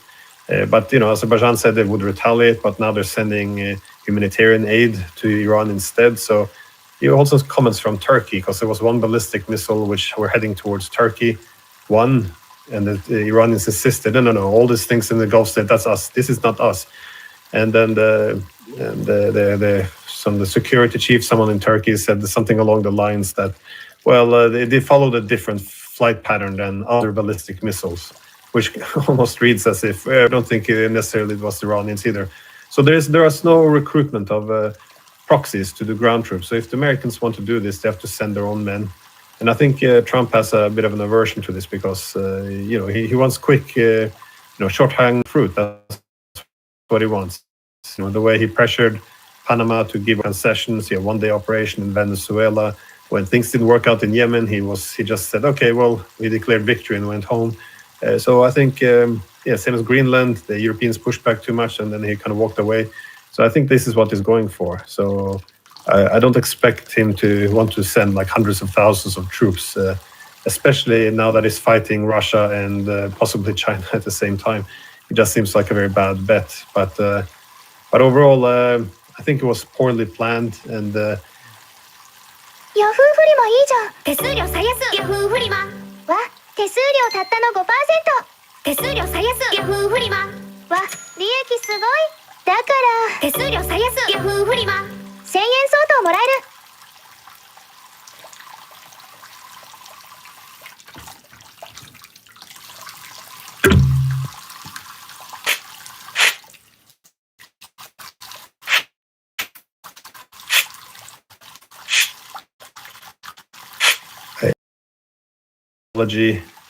entering the decision making. The idea that you can kill Khamenei and then the religious leader there and state leader, and then somehow the whole country will just yes, we're free, run out and celebrate, and it made no sense at all. They exaggerated his unpopularity. We see that from Bahrain to Pakistan, Iraq. You see people taking to the streets in huge numbers in revulsion because they killed the spiritual leader. And anyways, Khamenei was, in the Shia faith, he believed that nuclear weapons were a sin. Now his son has taken over instead. So much like in Iraq, now Afghanistan, we had 20 years to replace Taliban with Taliban. Here we replaced Khamenei with Khamenei, except his son does not have the same amount of aversion towards nuclear weapons. Also, it just happens that the US also killed his father, his mother, his sister, his wife, and his son, and torched his capital. So he might, not. I wouldn't expect him to be more moderate. And also, if you're fearing nuclear weapons, the goal of trying to strip Iran of its conventional deterrence, that is its ballistic missiles, is probably not a good idea. A large power like Iran is not going to sit there like a sitting duck. If it doesn't have a conventional deterrence, then it has more reasons to go for the nuclear deterrence. So often it goes against instinct, but you want your adversary to feel safe.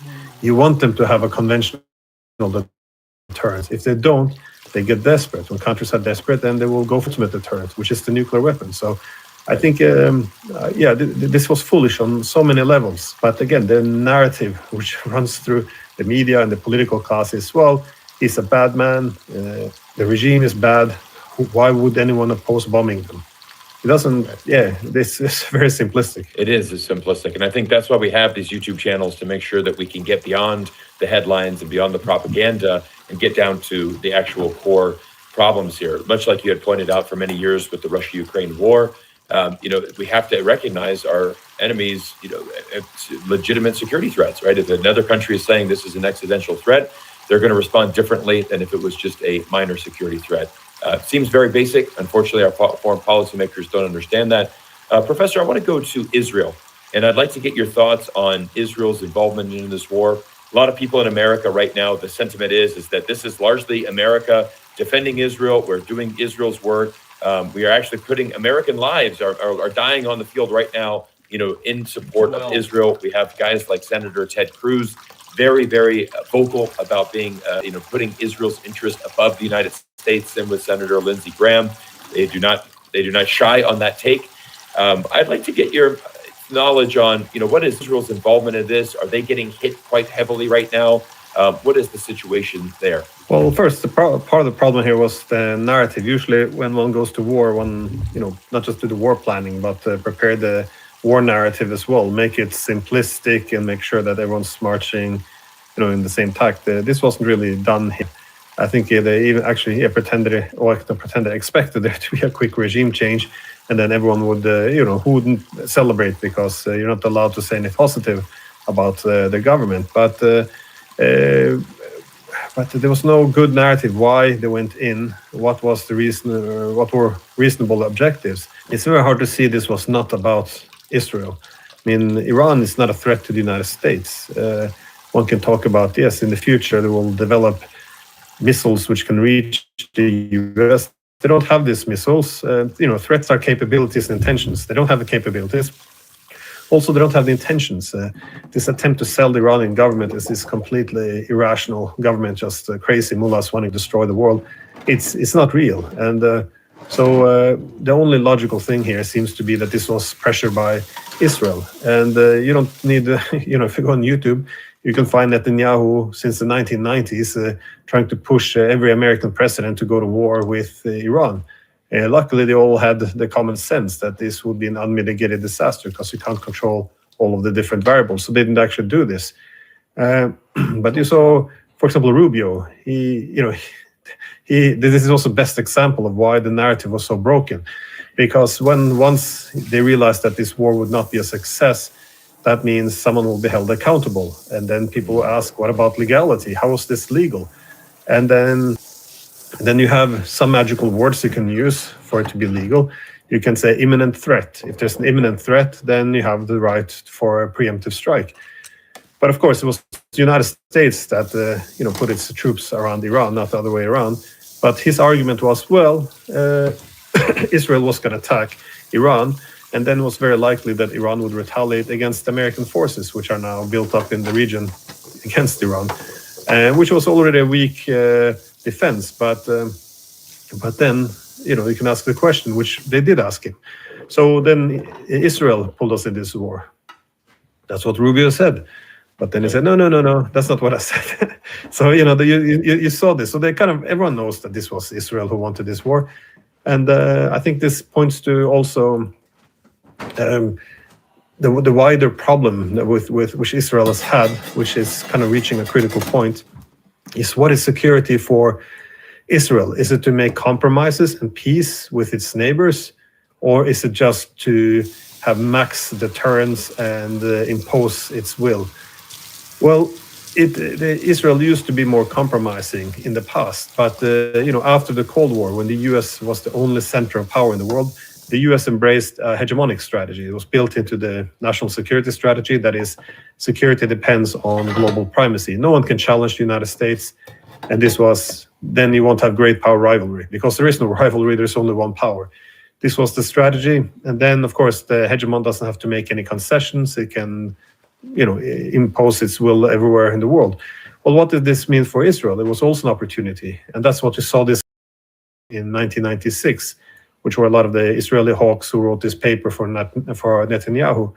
And the argument was, security shouldn't depend on having all these painful compromises and concessions to neighbors.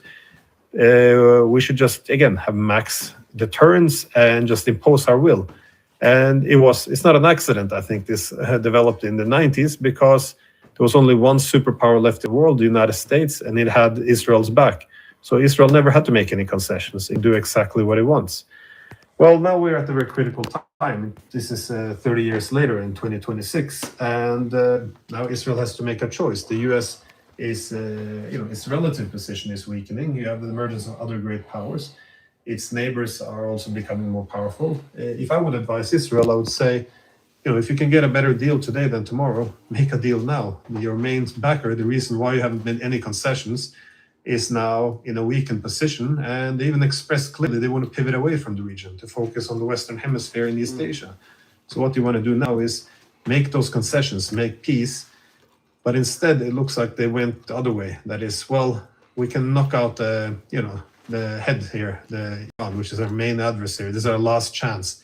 Otherwise, we have to be like other countries, making concessions. So that appears to be what they've gone for. And it's, I think, your audience probably watched this video of General Wesley Clark from, I think it was 2006 or 7, where he points out he went to the Pentagon in 2001, right after the September 11 attacks. And he gets this memo in front of him where it says, okay, we're going to knock out 7 countries in 5 years. And the US gone. They now have attacked all of those 7 countries, but the last one on the list, the last one to take out the real, the boss, if you will, the biggest one of them all will be Iran. That's what they finish off with. Well, this is kind of the end of the line, and that's what they're going for. Sound thinking really comes into play here because, the problem with the United States government is that we've never actually had a successful air attack that has resulted in regime change. Right? You cannot send bombs to a country, bomb them to smithereens, and then expect them to have this magical regime change. A new government comes in and everything's peaceful. Like you said, look at the new supreme leader in Iran. His father's been killed, his mother's been killed, his family's been killed. There is certainly going to be a lot of revenge. And I think also with the society, I mean, Iran is one of the longest living societies in the world. It is a country of 90 million plus people. There's a lot more to the story that I think a lot of Americans don't know, and certainly a lot of those leading our foreign policy. I'd like to get your thoughts on the future for the multipolar world. I think this is a trend that we've seen over the last few years. You had mentioned during the Cold War, certainly was more of a unipolar world where the United States ruled as the supreme leader and the supreme nation in the world. That has largely changed, obviously, with the rise of China over the past 30 years. China now a huge economic power that can rival the United States. But we're now seeing other countries rise up. We've seen Russia be able to survive a very long, drawn-out war. We've certainly seen Iran respond in a way that, as you mentioned earlier, many U.S. foreign policymakers did not think that they could close the Strait of Hormuz. They were able to do that. It has, rattled global markets. It has affected all of the Gulf states. So is this war largely just going to accelerate our movement to a multipolar world? And in this new multipolar world, who do you see emerging as the big players? No, I think it is. We will continue to push for this multipolar world, well, let me first say about the air power. I think you're very correct. There's no history kind of shows without much doubt that air power alone can't impose regime change. It's important, as we've seen in American wars, that if you control the sky, that's a massive advantage. But from Libya and other places, you need people on the ground to help to actually fight. So it's more augmenting, but it can't be the only thing. And going into a massive country like Iran with 90 million people, and it's a huge territory, of course, very mountainous. It's very difficult to do. Like Trump does, he says, "Oh, we struck 5,500 targets." Like, yes, you blew up a lot of stuff, but that in itself is not an indicator of success. Well, what did you achieve with this? If all you have is now Iranians who will hate the United States for decades to come, then it's not a great achievement at all. And indeed, we see now Iran, they could be weakened, but how are they gonna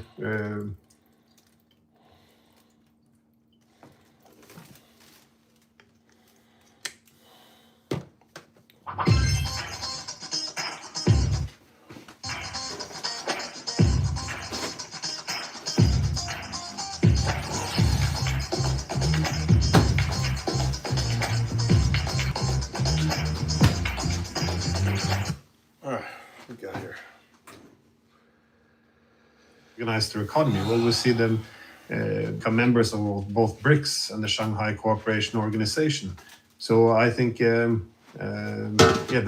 that's what they're gonna bet on more now. This whole goal that we can shed the sanctions, integrate more with the European economies. I don't think that's on the menu at all. And it's not just a unipolar moment. It's a bipolar order during the Cold War. Yes, you had other great powers. Well, mainly one, the Soviet Union. But it was the United States that dominated all the main economic levers of power. It was the US who had the dominant technologies, it had the leading industries, it controlled the physical maritime corridors around the world with its more powerful navy. It had the leading the world currency. It had the control of the main development banks. So it was powerful in every way. So what we're seeing now isn't, what the Soviet did, which was mostly a, military technological balancing. It's an economic one, and geoeconomic in nature. And then, of course, China being the leading country, being able to come up with alternatives. But it's not as China-centric as often suggested, because a lot of countries want to have more diversification. And so I think you see this now coming from China, Russia, India wants more multipolarity as well. Even allies like Turkey, they don't want to join a Chinese bloc against an American bloc. They want to be an independent pole of power. That means you have to be able to work with all the great powers, not choose one over the other. And I think that's the direction it's going. And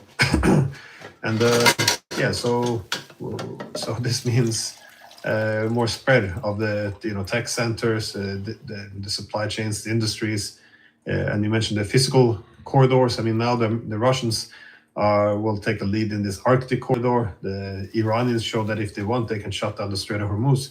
Yemen can shut down access to the Red Sea. All of these accesses are now no longer the way they were in the past. And this is advantages as well as disadvantages. The disadvantage, of course, is you don't want to have too much rivalry. You want the freedom of navigation. Once you have a hegemon, it will have the incentive to free access. But it's simply not the distribution of power anymore. So there needs to be cooperation based on multipolarity, and yeah, we're not there yet. I think that's the curse of our time, that the US and its NATO allies are trying to pull the world back into the unipolar world, while the rest of the world is pushing for multipolarity, and that creates the worst, I guess, of both worlds, because now no one can control all these economic levers of powers. That is the tech, the transportation corridor, the banks and currencies. Yet we're all competing for it. So when we should be looking for formulas to cooperate, it's quite a historic time we live in, especially this war with Iran. Professor, I've got one final question for you, and it becomes because I know that you're interviewing sometimes 2, 3, even 4 people a day for your own podcast. You're doing incredible work. We're going to put the links to your Substack and your YouTube channel down in the description for everybody so that they can also follow along. But I'd like to ask you one last question. Across all these conversations, what is the one trend that almost nobody in the media is talking about, but all of us need to understand to understand this war? Well, the wider trend of all the conflicts we're seeing these days, I would say, is this shift towards multipolarity. I think it's important to understand the policies of different states. For example, I've had on the former CIA director for Russia analysis, George Beebe, quite a few times, and I thought he explained it in a very brilliant way to understand what the Americans are doing. Because for the Europeans, we just see Trump being erratic, and he's to a large extent. But the plan is to wait him out. But that doesn't make any sense, because as he says, you have to look at the international distribution of power. When you had a hegemonic system, everything made sense what the US did. If you want to be dominant in the whole world, then what do you do in Europe? Well, you expand NATO, for example, because then and push the Russian out of Europe, because now the Europeans will be loyal and the Russians will be obedient. Well, in a multipolar world, everything switches. America can't be everywhere anymore. It has to make priorities. Where do you want to be? Well, you go to the Western Hemisphere and you go to East Asia. That means you have to pivot away from the Middle East and Europe. So suddenly, being in Europe, which was the main thing to do in the 90s to expand NATO, makes no sense. Now you get stuck in Europe and you can't, and you're pushing the Russians towards China. It's exactly the last thing you want to do. So all the things being done, the ideal to pivot out of Europe is not just Trump being Trump. It has real goals behind it. Same as trying to seize Greenland. I don't care for it, but I do see the rationality behind it. It's something that the Americans have tried to get Greenland since 1867 with regular, well, they keep coming back to it over and over again. It doesn't mean I like it, but one shouldn't just dismiss it as just Trump being crazy. I think there's a strategic interest in the US acquiring this, and it's always been this way through the years. And so I think this is important. I think it's important with these calculations being made. That is, how do you reach out? Which countries do you balance? Which do you seek to confront? And also, with Iran, I don't think this war would have happened now unless there was this shift in the international distribution of power. That is, as I mentioned, with Israel, this will be its last chance after pushing for this war for 30 years to actually knock out Iran. If it can't be done, Iran will begin to integrate its economy closer into this Eurasian grouping, that is BRICS and SCO. It's suddenly the sanctions would then, they wouldn't work anymore. this is another thing with multipolarity. If it's a unipolar moment 1990s and the hegemon sanctions someone, then they're done. Either you fall in line or you're crippled. In a multipolar world, you're handing over a big market to someone else. So now the Iranians are looking for how to connect their economies closer to Russia, China, India, and see how the technological cooperation, how they can do the finance, set up new transportation corridors. All of this is what they're working on. So I think this shift in power explains a lot of what the positions which country are taking today. And same with the war against Russia. I mean, if you don't see it through this prism, this shift in international distribution of power, I think you're missing a very important part of how the rules of the games are changing very, very, very quickly. Yeah, I couldn't agree more. Professor, I lied. I do have one final follow-up question. How do you see this war ending? What do you think is going to happen? I'd like to get your kind of prediction on that. Or do you see that the United States is, potentially Donald Trump just declares a victory and pulls himself out, leaves the area a lot more unstable than before? Do you see this being drawn out for many months to come and really another, potentially forever war that we see the United States going in? What is your predictions? I think Trump recognizes that this has been a mistake, and you've seen some reports of his advisors suggesting we need an off-ramp. He could do like he did in Yemen, just declare victory and pull out. The problem here is this is not a war with escalation dominance. The US doesn't, as we've seen, it can decide to go to war, but it can't decide how it's fought. That is, Iran says it would go after the Strait of Hormuz, the Gulf states. It couldn't, decide upon this, couldn't put down a veto, and it doesn't get to decide when the war ends. And again, for the Iranians, a little bit like the Russians. I mean, the Russians, they don't want just a ceasefire because they want a political settlement to this. Otherwise, they know it's going to be another Minsk. They're just going to regroup, rearm Ukraine and fight again. This is what the Iranians are worried about as well. That is, the US and Israel hasn't given up on the goal of breaking the neck of Iran. So, I mean, they did this in the 12-day war. The Israeli ran out of missiles and air defenses. So, Trump dropped some bombs, claimed victory, and went home. And the Iranians thought, okay, fine. But then now again, a few months later, they come back, they try another regime change. It didn't work. So if they just go back, the crippling sanctions continue. The US then begins to replenish and prepare for the next, have another go at it. It doesn't really make much sense for Iran because now its economy, a lot of its infrastructure has been destroyed. It will be weakened. It wants a political settlement to this war. So it wants the United States, again, this is our maximalist goal. They want the US to pull out of the region, that is, leave the Middle East. They want the Gulf states to pay reparations for the destruction caused in Iran. I don't think they're going to get any of this, but that's because, they could get it if they blow up all the American bases in the region, or if the Arab states decide that this is too much a liability to have to host US bases. But Trump also, he needs a win because he has the midterms, he has his whole political credibility staked on this. So he can't leave without something he can call a victory, while the Iranians won't let him leave without something they can call a victory.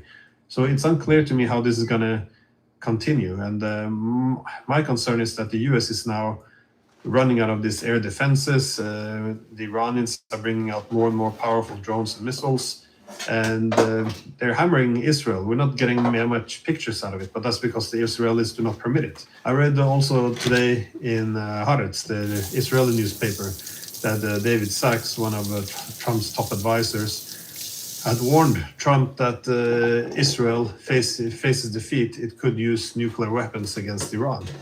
And I don't doubt this. I think this is a massive problem. Correct.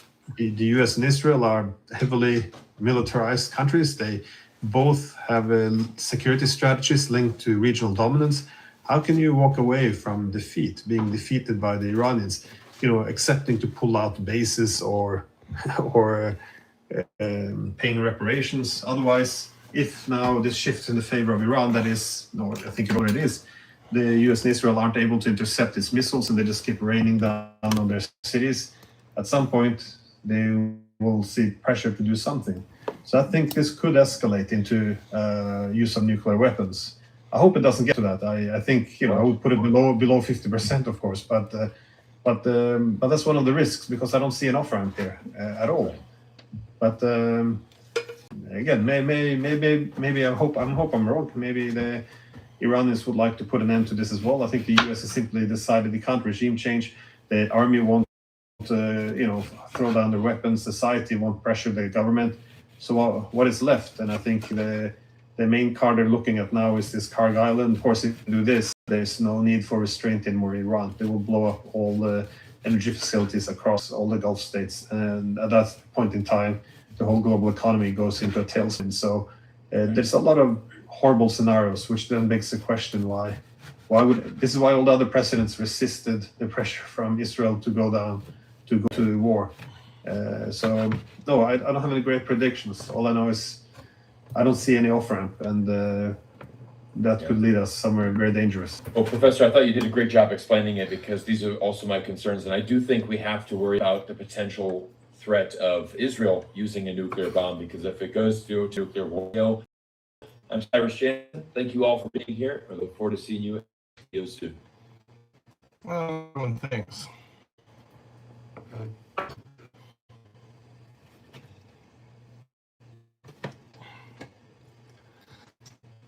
Cut this metal out. Where do I get this metal out?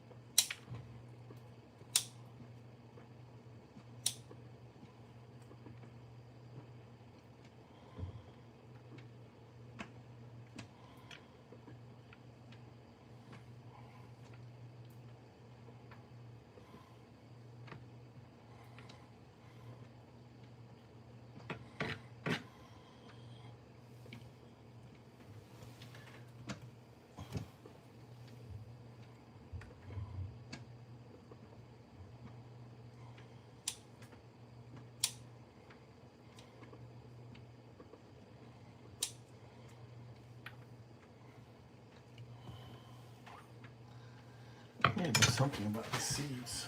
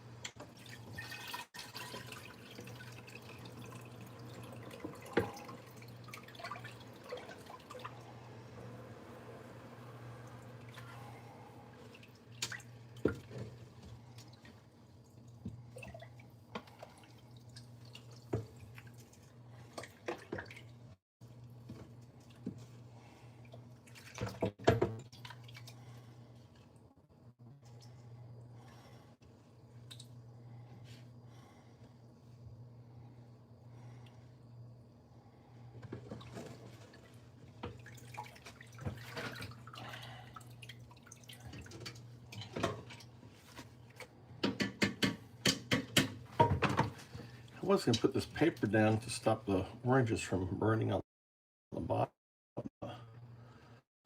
Changed my mind.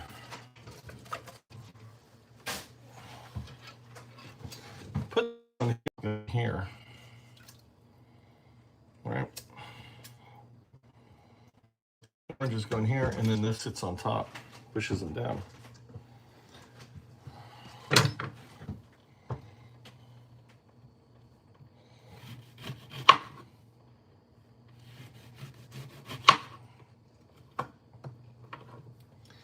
So what I'm doing different, I'm taking out the middle.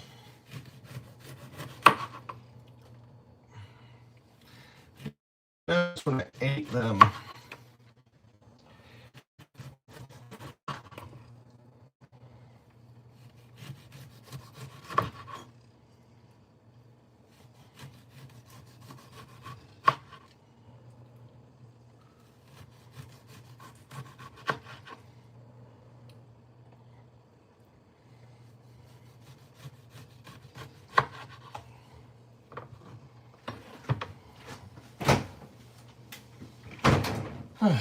So that's what I'm doing is, how many slices do I get?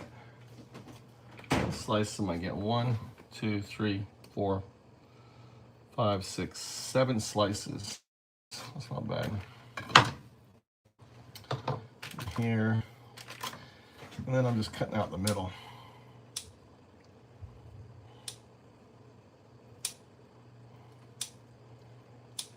And when I put the chocolate to melt on it, it will hide the hole.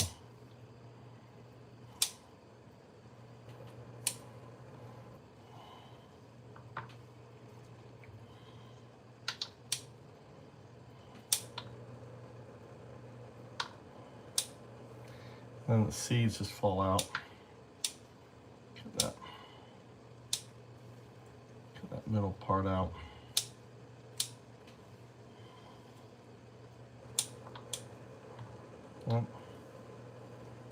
And any seeds, they fall straight out.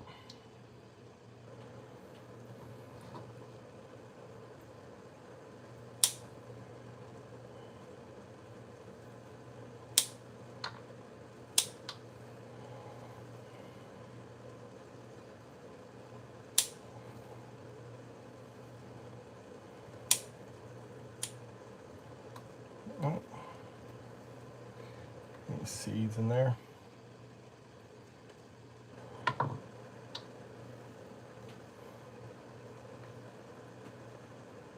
Two there.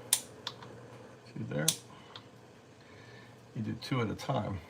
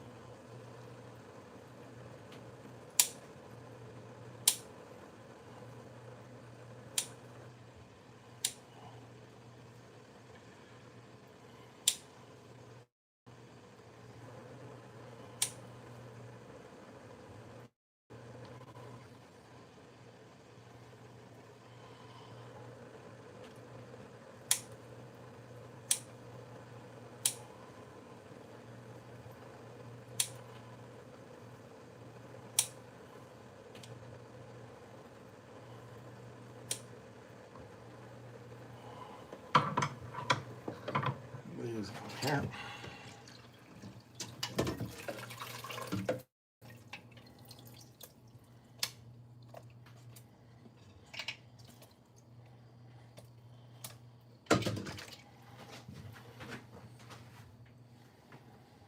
So was that 3? This is number 3.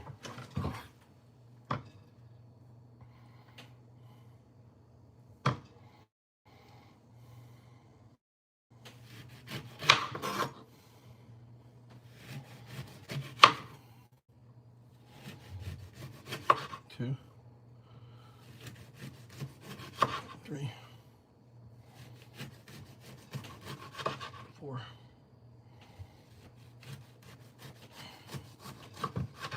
5,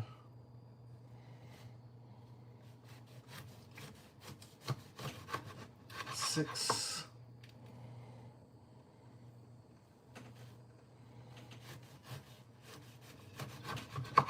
7.